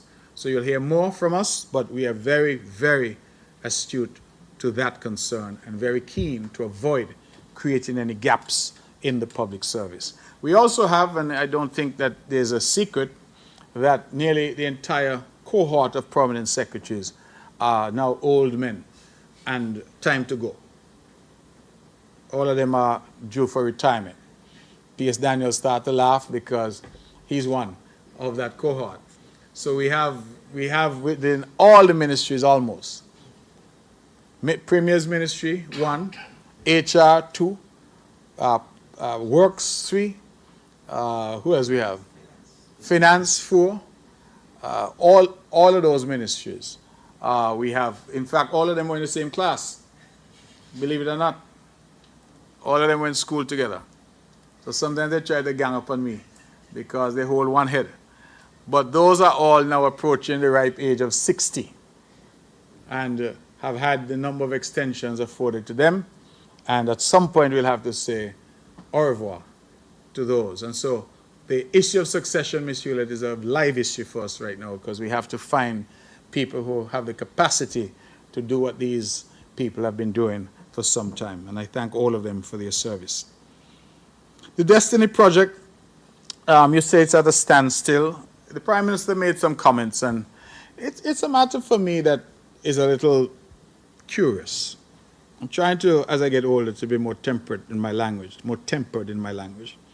I say that because, Ms. Hewlett, I saw what was being sent around and saying the Prime Minister has just said no and killed the Destiny Project. And I listened to it, and then I said, maybe I missed something. So I listened to it again, and then I said, well, let me go to sleep and wake up and listen to it a third time. And I can't hear anything in this comment that really said anything about killing any project. So I don't understand the hype. I believe what is happening is there's some people who want the project to be killed. And so they're grabbing at any little statement that is made to say, well, that the project is now dead.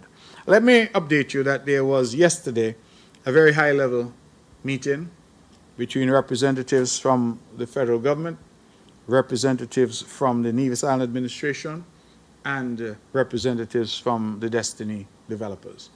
And the meeting would have occurred at the Four Seasons Resort, and it took up a significant part of yesterday. And the whole purpose behind that meeting was to iron out some remaining issues. The Honorable Prime Minister would have written to me indicating that, having considered the matter at the Cabinet, they had 4 issues that were of some concern, and those issues, I am advised, would have been resolved in that meeting that occurred yesterday. And if that is the position, it now means, therefore, that we should be in a position to move forward with that particular project. You asked what the Prime Minister's statement was about. And I believe that the Prime Minister has been quite consistent in saying that Nevis land is a matter for the government and people of Nevis. I don't know why everybody seems to think that that is something new or novel or alarming. The Constitution is very clear that in relation to land in Nevis, it falls within the purview of the Nevis Island Administration and the people of Nevis, just as land in Sinkis falls within the purview of the federal government. So the point that he was making was just, in my opinion, a reminder that he has no control over land or land use in Nevis, and he's absolutely correct. In fact, if he were to try to exercise such control, he would be acting unconstitutionally, and no doubt would be legally challenged. The issue why this particular development and any development under the Special Sustainability Zone legislation is because that legislation sets out a process for approving of projects that will be subject to that legislation.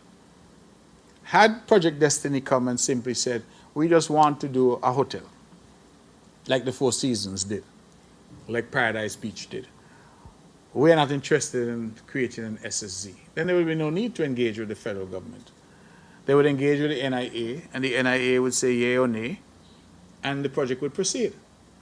The SSZ legislation created a framework for particular types of developments. And that is why, for development in Nevis that wants to be registered under that legislation, it has to first come to the NIA cabinet, then it goes to the federal cabinet, then it has to go to the parliament in Nevis, then it has to go to the parliament in St. Kitts. So it's a very long process. That is why I've kept saying to the public, some of whom are quite agitated, I'm not sure why they're so agitated, because I've said the information by law has to come to you, the agreements have to come, the proposed legislation involving the agreement has to come, and there will be ample opportunity for us to discuss it. We're still at a very early stage of this. And so I have tried my very best to say to our people that there is an opportunity, and there will be further opportunities. We've already given some, but there will be further opportunities to engage on this issue of not just the SSZ, but whether or not this particular development is a development that we want and the form that that development is going to take. Both the Prime Minister and I have been very careful to ensure that there are no infringements of our Constitution and that the necessary safeguards continue to remain in place. Safeguards like the continued authority of the Director of Public Prosecutions of all criminal matters, safeguards like the authority of the Commissioner of Police over all policing and security matters, customs, immigration, all of those safeguards we have been insisting upon. And so I think that our people just need to take a deep breath, wait for the information. Last night I was on my radio program and somebody called in and said, well, people are right to speculate.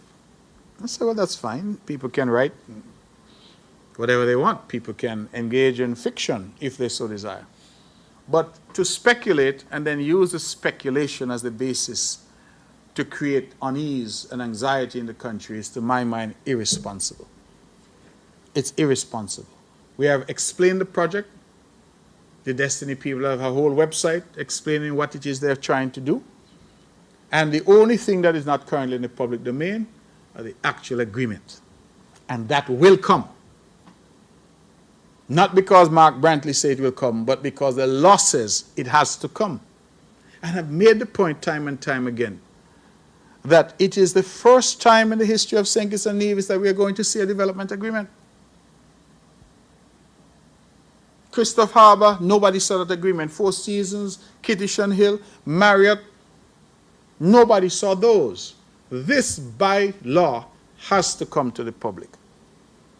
And everybody's clamoring, I want it now, I want it now, I want it now. Take it easy. The agreement will come. It has to come.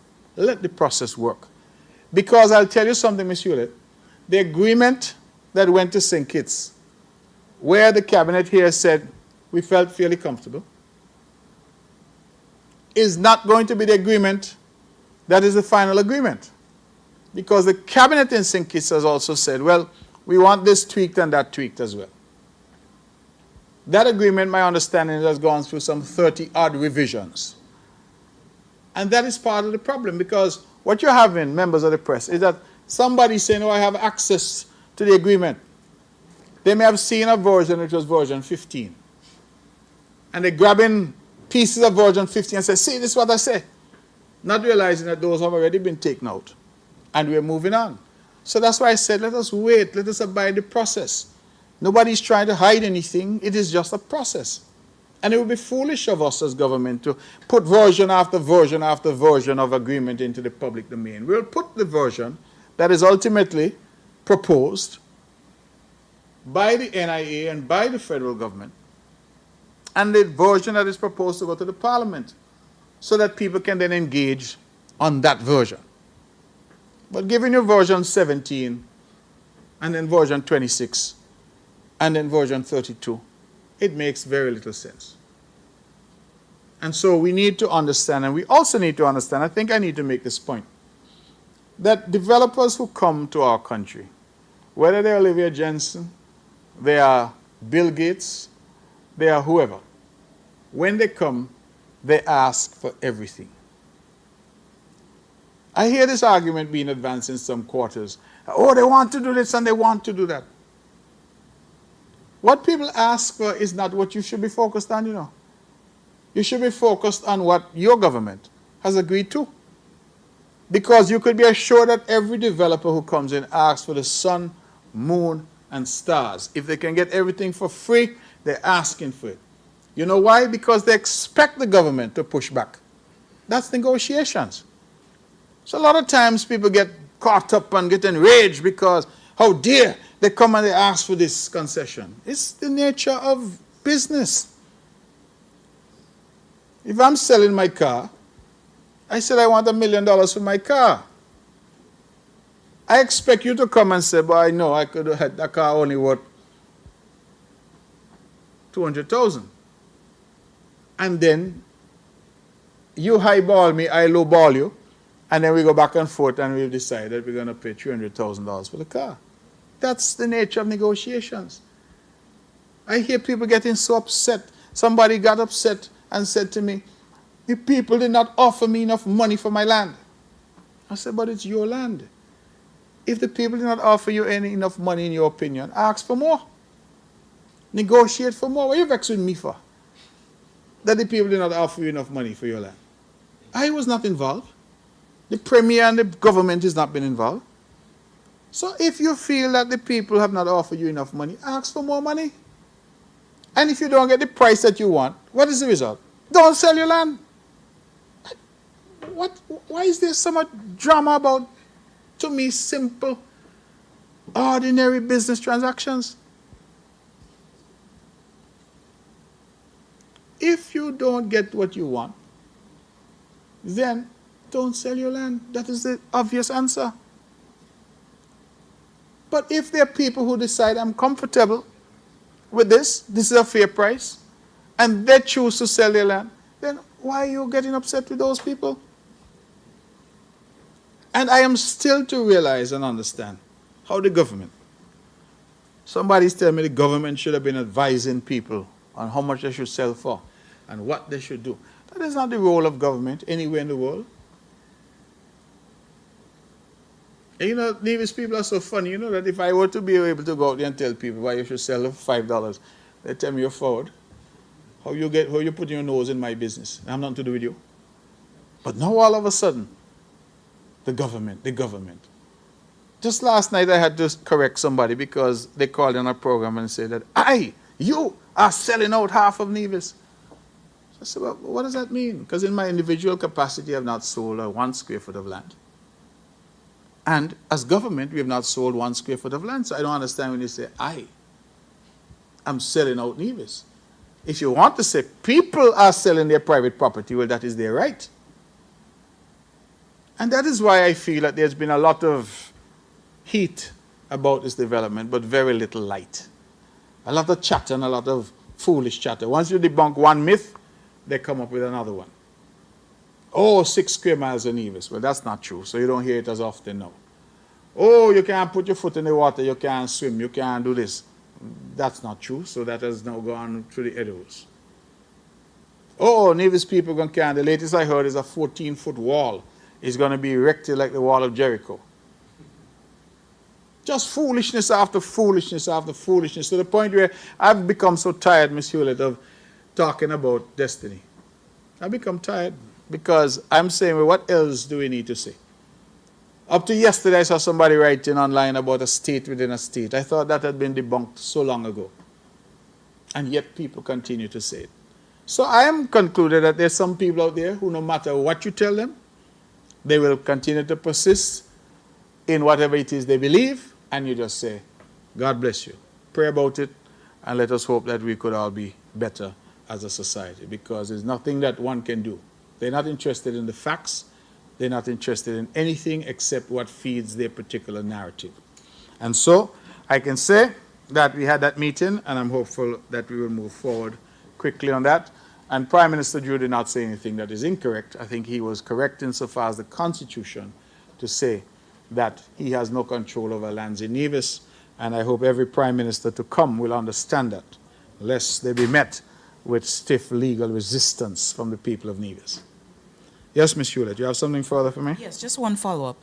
Okay, so I'm not sure if you could speak for police, but I know to get a license for a firearm, you're put through the ringer here, and you have to say why you need it, and you're a business owner or whatever. And there are all kind of, processes to go through and approvals and what's not. So is it that anyone from the outside, it could be from Antigua, could come in with 100 guns, ask for permission to have them, and they can have 100 guns on their property, but how does the law pertain to locals owning multiple firearms? And I could say, I like firearms. They don't have to be antique. I like see it. It's an AK-47. I want to bring it in. I want to have it on my property. So is it the same for persons on the outside and persons on the inside as it relates to gun ownership? Thank you. Well, we only have one law, Ms. Hewlett, and that one law is the law.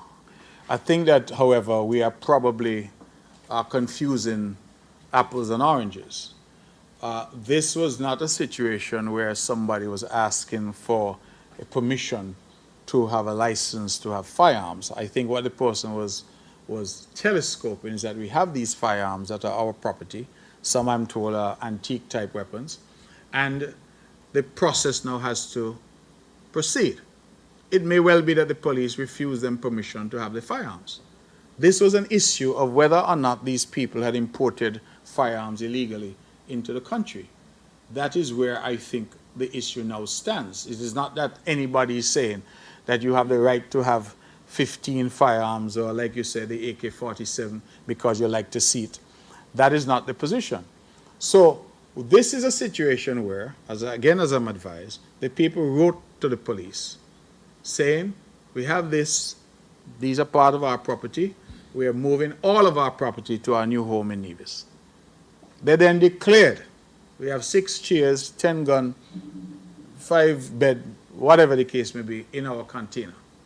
So that is fundamentally different to somebody smuggling something into the country. Because if I'm smuggling something in the country, I don't write in advance to tell the police I'm bringing it, and I don't declare it on my customs form. So clearly they can't be charged with smuggling because where's the intent to smuggle? The only question then is, will they be charged with some other type of offense? And the police have, in the recent statement, said, no, that will be a matter for the police. I can't, as you say, speak for them. But the separate question now is whether or not they'll be licensed to hold these firearms. They'll have to make an application in the usual course. And those firearms, as I said, as advised this morning, are within the custody of the police. So they'll have to go through that process, separate and apart of the importation issue. So that is where the process currently stands. And I think from the public's point of view, they should know that the weapons are in the hands of the police. And so whatever will now take place, whether there's licensing, efforts to license, whether the answer to that is yes or no, that will be a matter for the Commissioner of Police. And just so the public knows that the Premier of Nevis has no role whatsoever in the licensing process. So there's nothing that I have. They don't even ask my opinion. So there's nothing on that for me to engage in. Anything further?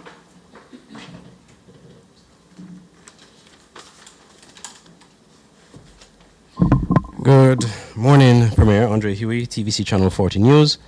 Some of the questions I had were asked by my Mr. colleagues. Huey, could you repeat the agency? TVC Channel TVC. 40. Yes, Thank you. Television Caribbean. Some of the questions were asked by my colleagues already. However, I do have some pertaining to the dialysis unit.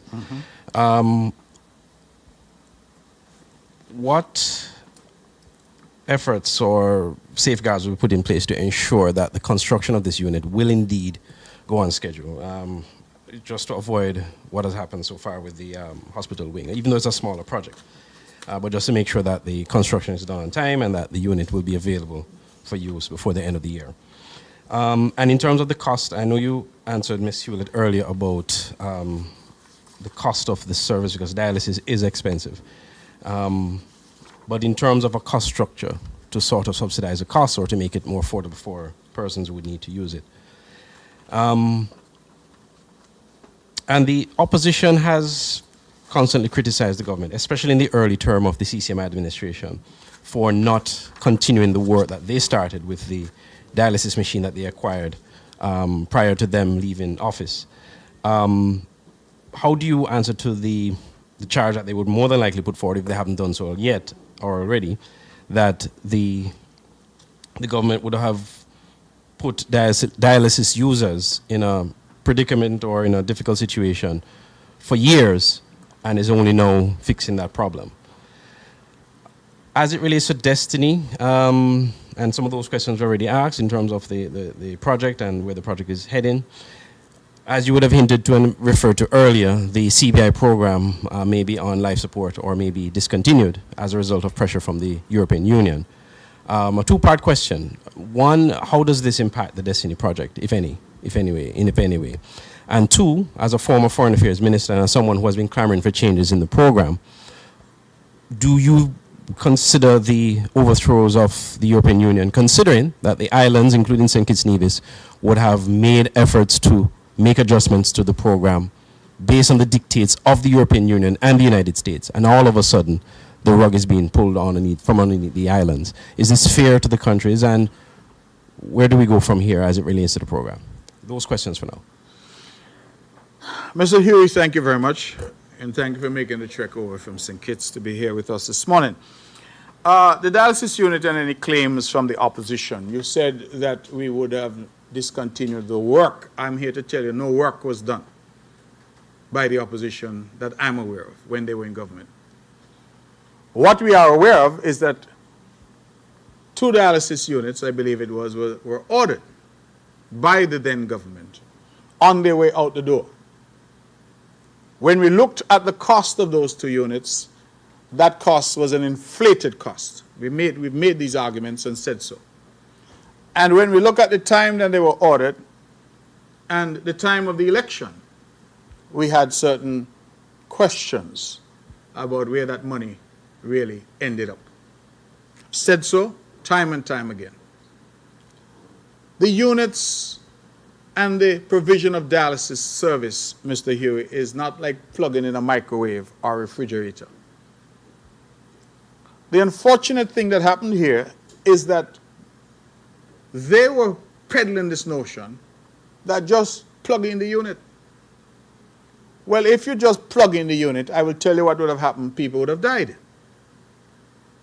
And I said bluntly, because dialysis is so much more than just the unit. They had no plan in terms of paying for it. They had no plan in terms of staffing. They had not trained anybody. They had no building to put the dialysis units in. It was all a grand political gimmick. See, we buy the unit them, as if the units by themselves presented a plan for dialysis. We said, let us approach this in a sensible way. And let us not rush into providing a service without any guarantees as to how we can fund that service. And that is why we're working now with Renal Dynamics. They're leading, providing the region. And we're working with them because they're providing advice to us. They're providing procurement for us. They're providing installation for us. They're providing training for us. And they're providing aftercare service. So follow up. Right? That, to my mind, is what a responsible government does. We've gone out and we've hired hemodialysis nurses, 4 thus far, who are on their way. A hemodialysis nurse manager, so that the unit has people who aren't trying a thing, but people who are experts in delivering hemodialysis service. And then, as I indicated to you, we are currently in discussions with the federal government about sharing the nephrologists that they have available to them. And we have also, in fact, I'm told he arrives on island on Sunday, a biomedical engineer who will be the one now to deal with the issues, water quality. I've been advised, for example, Mr. Huey, that if you get the water quality wrong for the dialysis, patients can die. if your machine were to malfunction during the course, because remember, dialysis, as I understand it, they're literally taking the blood out of your body, running it through the machine to clean it and putting it back in. At any step of the way, something can go wrong, people die. I did not want that on my conscience. And I was not about to engage in any political gimmickry about dialysis. So telling me you bought 2 machines, as if that meant that you were serious about dialysis, it's really playing the people of Nevis as fools. Because plugging in a machine does not mean that you have a dialysis center. If the opposition was so clear about their dialysis plan, let them present it. Because we found nothing when we got into government. So let them tell you who was going to staff the unit. Let them tell you how they were going to pay for the unit. Let them tell you where the 2 machines that they bought would have been housed. Let them tell you about water treatment. I did not even get into it, but let me get into it since you asked the question. Let me see if I can find it here. Because I had a lengthy statement. The dialysis machines, 2008 T Blue Star HD SYS, whole heap of letters, right? For reliability and patient safety. Air quality, advanced HEPA 500 commercial air purifiers and plasma air defend 1050 air purifier multi-stage filtration for safe clinical environment. Ventilation, Daikin applied Rebel 25-ton package rooftop unit and Oxygen 8 Ventum Light RTU for optimal air management and infection control. Power and water resilience, 100 kVA generator with automatic transfer switch, UPS 20 kW kilowatt backup power, 2,000 gallon backup water system to ensure uninterrupted operations. These are technical requirements if you want the dialysis center. So telling me you ordered 2 machines, and that means that you were on some journey for dialysis, is simply misleading. The machines were intended to come, and they were all intended to be a political gimmick. And I am not engaging in any gimmickry with the lives of the people of Nevis. I said quite plainly, if there was a plan, let us execute the plan. There was no plan. And by sheer coincidence, the 2 machines arrived on April 1st, All Fool's Day. So it looks like there was some, force in the universe that said, this is a joke, so let me treat it like a joke. Because they arrived on April 1st, All Fool's Day. There was never a plan, Mr. Huey, and if anybody in the opposition wants to stand up and have this debate, I'm prepared to have it. This was a photo op with a whole heap of money that went with it. 2 of the most expensive machines that we ever saw were these 2 machines that they bought. But you hear what I just tell you there about water filtration, purification, air purification. All of these things are necessary. I haven't reached the staff yet. I'm just talking about the technical equipment. Where are you going to host it? How is the hosting going to be equipped with all the air purifiers and water treatment that you need? Because again, if we get it wrong, people die. And I did not want to have anybody's death on my hands because I was trying to serve some political purpose. Now we're in a position where we have a funder and we can execute. I think now is the appropriate time. And so that is as simple as I can put it in relation to that. The CBI program, you said, how does it affect Destiny? My understanding is it does not, because Destiny is not dependent on CBI in order to move forward. I think the investors have their own resources. What they did offer is that for every purchase, they would make some monies available to the CBI fund, and then it will be for people to choose whether or not they wanted to apply. So I don't see that as having a significant impact. And then you said,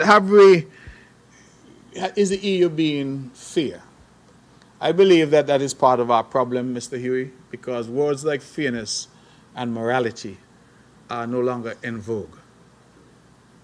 We used to be able to go to these international agencies and big countries and argue a moral position, a position based on fairness, Everybody is now concerned about self-interest. And what we need to do is really to get that through our skulls. And so what happened, in my opinion, is we misread the tea leaves. All along we felt that if we only reform, and if we kept reforming, and we keep giving them what they want, then the programs will survive. Not realizing that there has occurred in the EU and within some parts of the world a philosophy that has developed that these programs are bad. And if something is bad, because philosophically they're opposed to them, it matters very little what reforms you make. You know how I know we misread the EU, Mr. Huey? It's because Malta is a member of the EU. Malta had a citizenship by investment program. The EU took Malta to court to shut down Malta's program and succeeded.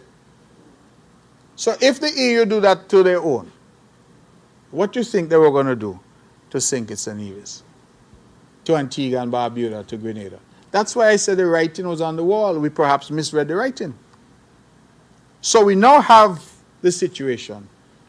And going to them and telling them, well, Lord, we did everything you asked us to do. Spare us. That's not going to help. They are hell-bent on closing down these programs. I believe that they've given us a 2-year window. What we now need to do is to say, what do we do after those 2 years? What do we do after June of 2028? And start the planning now. Geothermal, geothermal, geothermal.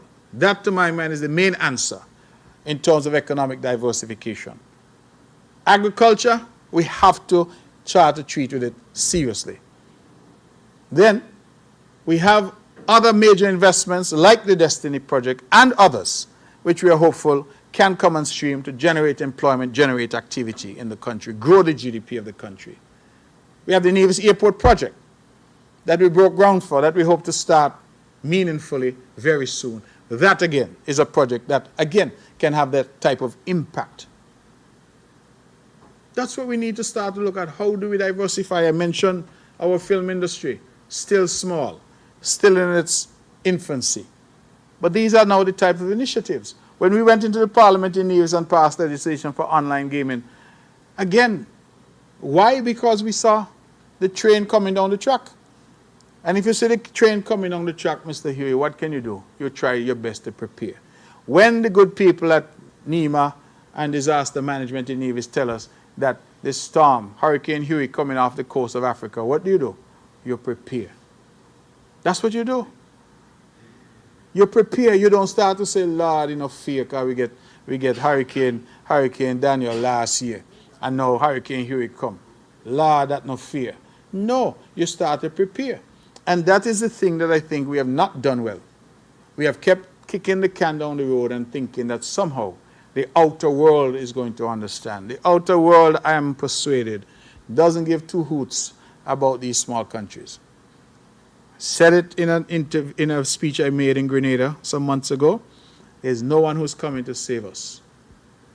The Caribbean has to save itself. And I think we better start to understand that that is the reality, where we must treat with the world not as we would wish it to be, but we must treat with the world as it is. Any further questions for me? Yeah, there was one other question I had asked about the cost structure for the dialysis service. Mr. Huey, I thought I answered that earlier. I think Ms. Hewlett had asked a similar question that we have not yet, we are working on that, but we have not yet developed it. Okay. As I said, we had differences of opinion because some felt we should develop all of that before. And I said, no, I think we had a window of opportunity where we could ask for a substantial gift to the people of Nevis, and we decided, let us ask for dialysis. So the 2-year period is the period now that we have where we clearly have to come up with that plan. The work on it is ongoing, but I'm not yet in a position to say what that cost structure is going to be. Okay.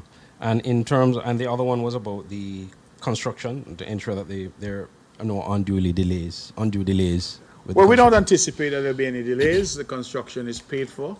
The contractors are working.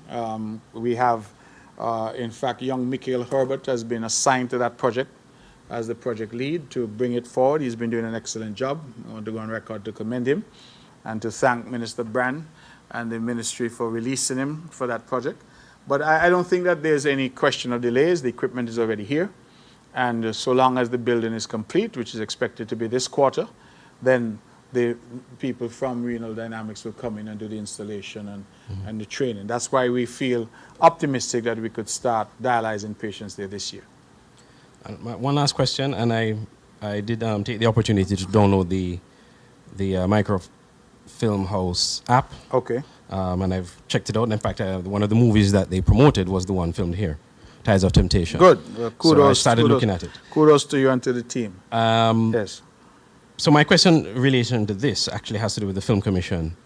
What does the Film Commission, we know the advantages that the benefits for Nevis in terms of employment for locals, but what does the Nevis Film Commission offer to filmmakers that makes it attractive for Nevis, considering that there are other film commissions in the Caribbean as well that has, longer years of experience than Nevis?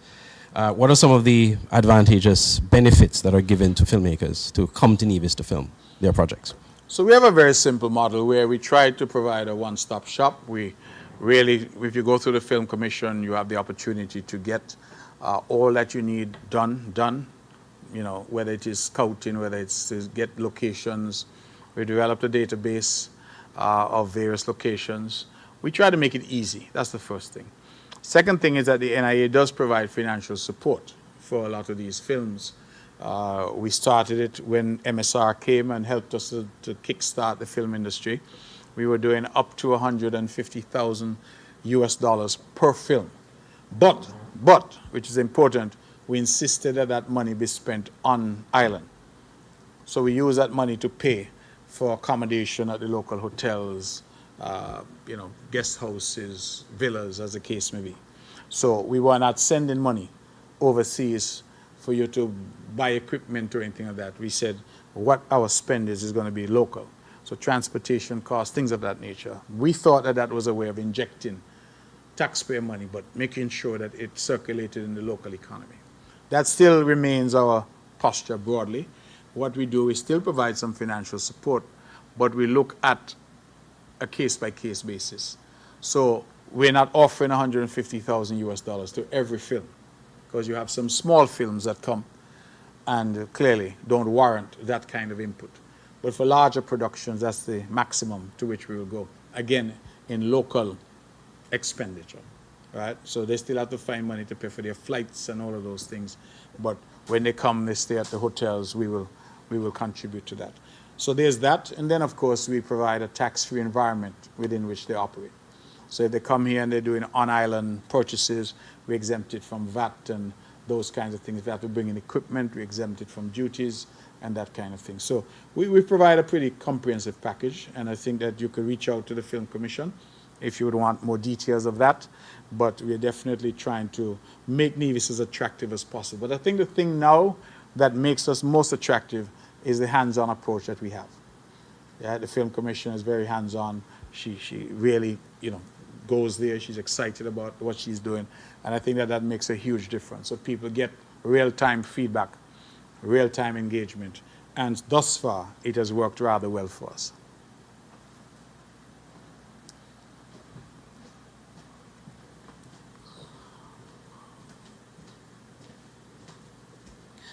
Ms. Budgeon once more, Von Radio. Mr. Premier, stemming from Ms. Hewlett's question on the gun matter, I think why people are so concerned about the issue because there were lots of ammunition that was found in the container as well. So the question is, those ammunition antiques as well? As we are now and officially transitioning into Culturama, we're still hearing complaints of Nevision band members stating that they are not included in our festival in terms of performing at various events, etc. for Culturama. Now, if this is true, can you explain why? Another question that stemmed from Ms. Hewlett Now, what's your response to Prime Minister Drew's response during his last roundtable discussion when it comes to the special sustainability zones in terms of what is in our constitution and what it states?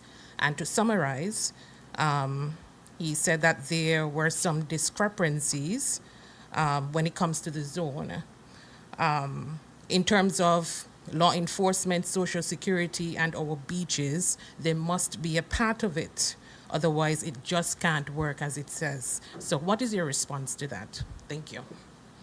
But I'm a little confused by your last question because I listened 3 times, as I said, to Prime Minister Drew's comments. And to me, his comments were general comments. They had nothing to do with Nevis or St. Kitts per se. He was saying that certain things like the beaches and all those things are not negotiable. But those things were also said a very long time ago. That's why I said some of the myths that have been perpetrated and you know, that have been permeating about people can't go to the beach and all of that, those things have already been dispelled. So in my opinion, he was just reaffirming what the position is in relation to that. It has nothing to do with Nevis per se, because that's the same position that the NIA takes in relation to those matters. So we're not going to approve anything where the people are trying to privatize a beach. That's not going to happen in Nevis, ever.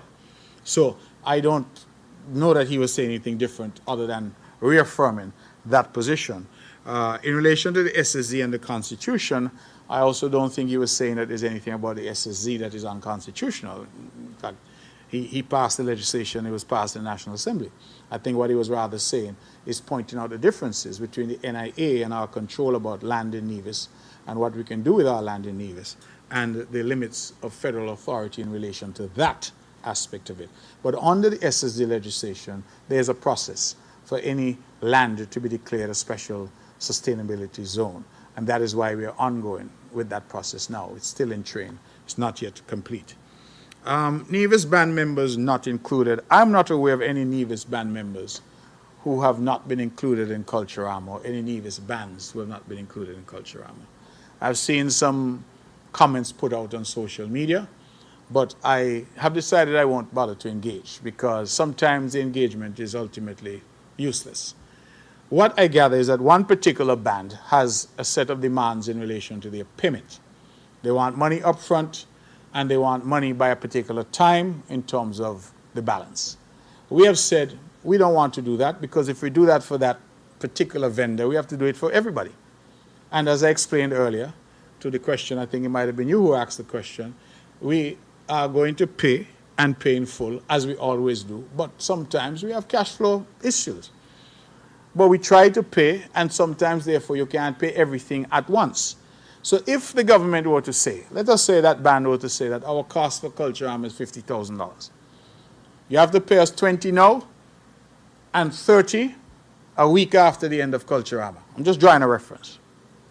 We then have a binding commitment to that contractor, that vendor, which we then have to do with all the other vendors as well. So if a week after Culturama the government has salaries to pay and we don't have the amount available, what we would normally do is say, we know we owe you 50,000, we paid you 20, here's an additional 10. Here's an additional 15, as the case may be, and as cash flow allows. They're saying they don't want that arrangement. And their response then is they're withdrawing from Culturama. You can't say that the government has left out anybody. If your terms are such that the government cannot meet your terms, then you decide that you're going to withdraw. There's no situation where anybody can say the government say we will not do business with you. We want everybody to be involved in Culturama. But if you say these are your demands and we can't meet your demands, and you say as a result, well, I'm not going to participate, I prefer to boycott, then what is it the government is to do in those circumstances? Because as I said, we cannot make that commitment to one vendor and not make it to all. And to make that kind of commitment would, for this government, be foolish because we know how our cash flow issues are, especially at this time of year, which is the summertime, which, as you know, tourism, which is our biggest breadwinner, is flat during the summertime. So I think that oftentimes people try to spin things in a particular way and they want to sometimes make a political point. that the government is doing something to them. But that's simply not the case. We want all of our people involved. But if your demands are such, Ms. Budgeon, if you came tomorrow and you say, I want to sing Calypso, but listen, you're all paying $15,000 to the winner. That's not good enough for me. I want 25. And we said to you, Ms. Budgeon, we can't afford to pay 25. And you decide, well, I'm not singing. Is it right for you to then turn around and say the government is stopping you from participating in Culturama? And that's just the reality of the situation. Because we had these arguments come up last year. And so this year I made a point of reaching out to the Culturama committee. I said, listen, I want everybody involved. I don't want anybody boycotting like last year. I want people involved. And the committee came back and said they had the conversations, and the conversation was we're not moving from our position. And if you can't give us what we are demanding, we are going to boycott. So I don't think it's fair to say that the people are not included. People exclude themselves. I think that's a better statement. You said the gun matter. Before you move on, yes. So you just stated that it's one band that may have a problem. Can you tell me about how many local Nevision bands are part of this year's festival? I don't have the number. I don't even know how many Nevision local bands there are. I know for sure that Ultimate Band is involved. I know for sure that Renald and Bartlett, I think, has a band. They're involved. But I can't speak to how many bands there are. I'm really not able to do that, right? I'm not sure Core Band, whether they're still operational and whether they're involved. I was told that they were not doing the Long Jam this year, but I'm not sure if they're doing anything else. And Odyssey Band has decided that they will not participate in Culturama this year. That's my information at this point, all right? You said the gun matter, you said there was a lot of ammunition, or the ammunition antiques as well. I can't answer that. I wasn't told anything about any ammunition. No, you did say, well, probably, well, you said that you were told. I wasn't told anything about, when I checked before coming to this press conference, I asked about the firearms. I wasn't told anything about ammunition. So I'm merely saying to you that in relation to the firearms, I was told that some of them are antique firearms.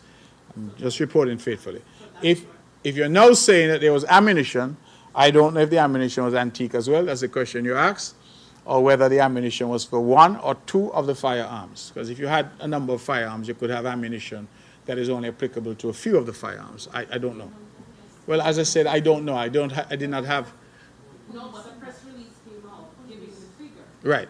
So that's quite a bit. Right. So that's kind of excessive. So I'm simply saying to you, I did not have that information this morning when I checked with the police on my way here. So what I reported to you is what information I had. The police, I believe, are having a press conference this afternoon. You can certainly direct those questions to the police. I can only do as much as I'm able to do with the information that I have available to me. Anything further? Ms. Budgeon, I'm going to play a little backup for you, sorry. Elke Hewlett, Department of Information. I think what she was asking is, if the guns or most of the guns are antiques, what do you bullet them for? So, but I did again, not you say, said but that you was say for that's the a police. point. I did not say that most of the guns were antique. Or You're some. introducing language now that was not used by me. I said I'm advised that some of the weapons, I didn't give a figure to say 6 or 8 or 10. I don't know how many. Those specific questions are probably questions for the police. I was only trying to give context in terms of this guns coming into the country and whether or not the guns were being smuggled in. For example, I do not know whether the ammunition was equally declared in the manifest. If they were, then again, you can't say that the people are trying to smuggle them in. We could argue about the amount of ammunition, but you can't really argue that they were trying to hide it or smuggle it in if they wrote in advance and if they declared it to customs. So all of those are questions that will need to be answered. The fact that the police have said that there's no basis for charges might suggest that the police are satisfied with that. It will be for the police, as I said, I'm told they have a press conference at 3 this afternoon to provide further clarity on those matters. But I am not inclined to engage in any speculative discussion about things that I'm not aware of. I can only speak to what I was told this morning when I spoke to the head of police in Nevis. Okay. Yes. No, my questions. In terms of NEVLEC and the surcharge, with persons now saying their bills are tripled and what's not, would it create a situation where people are not able or opt not to pay in part or in full their bills, and then that lead to now a financial gap at Nevlec and the ability to provide stable electricity. Also, the airport groundbreaking was July 1st, I think. Person is asking who drive on that side of the island. Granted, I don't, so I can't say that they're not seeing any activity there. So they had a groundbreaking. It's been 3 weeks. What is the plan for action to actually start construction there? Thanks. Nevlec and the bills, I can only continue to apologize and to say to our people that we must try our very best to conserve, because even the circumstances that led to that, which we thought we had turned the corner on, we see that the United States has again attacked Iran, and the Strait of Hormuz is again closed. We don't know what's going to happen. So each day now we're looking at our television screens, trying to figure out what's going to happen in the circumstances. Nevlec's position, Ms. Hewlett, has always been that if you cannot pay in whole, come in and talk to them. Nevlec is not cutting you off because you only pay some. What Nevlec is asking is that you have a conversation with them. So that's important. Will it lead to some kind of shortfall? It may. We don't know. Nevlec is having an ongoing conversation with us, the Ministry of Finance. I can tell you even the government has been struggling to keep up with its payments to Nevlec. So we all have to do our part, and Nevlec will have that conversation with us as and when it's necessary. The airport groundbreaking, yes, the groundbreaking, please remember, is a symbolic start of a project. The actual start in terms of heavy equipment and all of that, I'm told that that will happen shortly. I do know that up to yesterday, we were discussing mobilizing funds. I think there's a 20% or something like that, down payment to the contractor. So we were working on doing that. Yesterday, we were engaged in those discussions. So I would expect that once those payments are made, that we'll see actual activity on the site. But the groundbreaking was never intended to mark the start of physical construction. It is just a symbolic indication that the project is about to start. Anything further for me?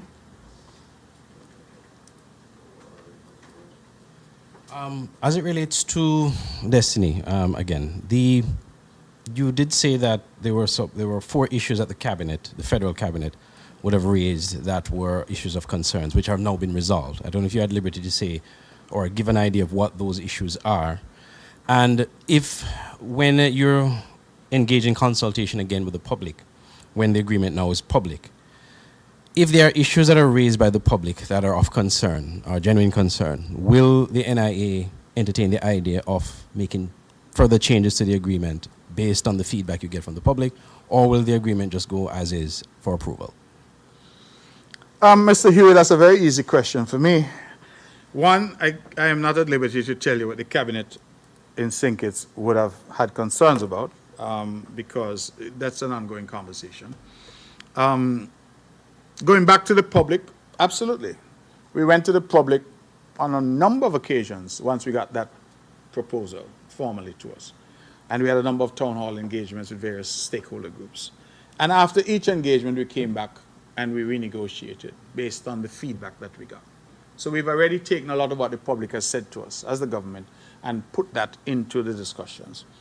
Obviously, if when this comes back to the public, there are again concerns raised, absolutely. We're prepared to go back and look at it again. That's why I keep saying it's a dynamic process.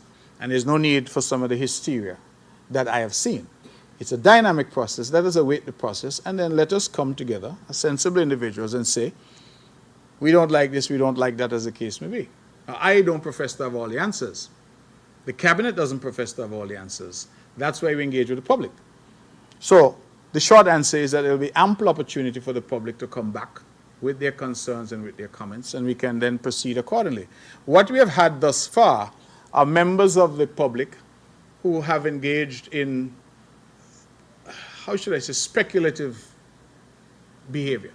Somebody says somewhere on some radio station or something that, oh, they're going to have a 14-foot wall. And then you have people now responding as if that is a fact, when in fact that is nonsense. So I feel that, again, let us just take a breath. Even those out there who say that they're activists, take a breath. Because you're You're exercising your activism oftentimes on nonsense. You're getting agitated and driving up your blood pressure over things that are not real, things that do not exist. So take a breath and let us know, go, and when we get actual information, we can have a sensible conversation. The pros and the cons. No project, Mr. Huey, is going to be perfect. Every developer that comes in is going to demand they get this or get that. The question is ultimately, what is the balance that you can strike? And that's the case. It was the case for Four Seasons. I'm sure it was the case for Christopher Harbour and all the others. What's the balance? So that is where we are. The short answer is yes, there will be opportunity to revisit because nothing can be finalized in terms of a second reading and debate on the bill unless the public has had the opportunity to weigh in. And because this matter has been particularly sensitive, we will assure that that happens and that the public is engaged. I do have one last question on this issue. Some may ask, could Destiny not be a project, a normal project that does not require the SSZ? Because the SSZ, of course, is a special, for special cases. In your view, and based on the information that you have and that the public, some of it which the public know, what would warrant this Destiny project needing the SSZ as opposed to if it being just a normal project like a Christopher Harbour or other projects? It may surprise you my answer, but I think Christopher Harbour is an SSZ. It just happened before the legislation was passed. But in terms of its operation, in many respects, it's a special zone. Could this be an ordinary hotel project, resort project? The developers, I think it comes down to what the developers want. These are investors who have come. And they said, listen, we want to be under this legislative regime, right? And the legislative regime, if we recall, was put in place because we wanted to provide additional avenues for diversifying the St. Kitts Nevis economy. It just so happened that the first one to come has come to Nevis, and that's Project Destiny. But we anticipate there will be others. In fact, I've heard the federal government hinting, some members, that there could be something even at La Vallée. I think former Prime Minister Douglas made reference to that at some point. So we expect that there will be others, because I'm saying to people, somebody may come on to do a tech park, startup for entrepreneurial, people, a farm, some kind of special crop that they want to grow. All of that could potentially fall into that. So the question that you ask is really comes back to when investors come and investors say, this is what I want to do you tell them, no, go and build a regular hotel, that is all? Because they're telling you, well, you have the framework there that will allow us to apply. So they've applied and they want to be an SSC. And they're saying that is how they want their business to be configured. That is the framework that they want to operate in. And as a consequence, we've engaged with them on that basis. So I expect that others may well come and say they want to do different projects under the same regime. And it will be for us to evaluate each and every project on its merits and to see what it brings and what it offers to the people of Nevis, the people of St. Kitts, the people of our country. Anything else for me? Good. Ladies and gentlemen, thank you very much. Happy Culturama. I wish each of you have a wonderful time. And let me just remind everyone that Mr. Cool and Miss Culture Swim is this Friday night. And I'm hopeful that people go out and have a wonderful time. Please, please, I encourage our people, be safe on the roads. Do not drink and drive. If you're going out in a group, have a designated driver. Please avoid accidents on our roads. The infrastructure is great infrastructure. We know people are tempted to speed, but please do not. The life you save might well be your own, and your families want you home. Your families want you home. So I ask that we be careful on our roads and that we have a safe and incident-free Culturama. Thank you very much. I look forward, God willing, to seeing you next month for the next edition of our press conference.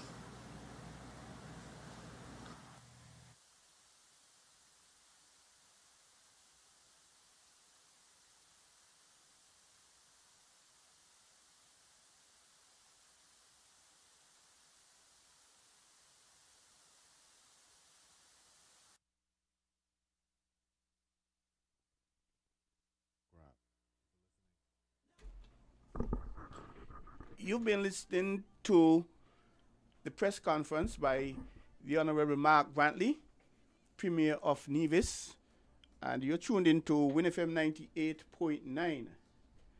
We are now going to get into our news program, and it is delayed because of that press conference by the Honorable Mark Brantley. We thank you for tuning in to winnfm 98.9 and staying with us. Stick and stay, don't go away. And we have In Focus coming up later, a rebroadcast this afternoon. Again, you're listening to winnfm 98.9, and we just carried the live broadcast of Premier Mark Brantley press conference in Nevis, and we're now going to get into our local news program. So stick and stay, don't go.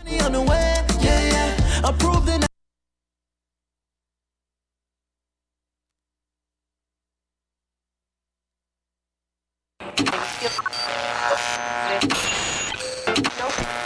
found the sound. 98.9. Win FM. Did you know that the Grange Healthcare Facility is the first purpose-built, non-governmental healthcare organization on St. Kitts?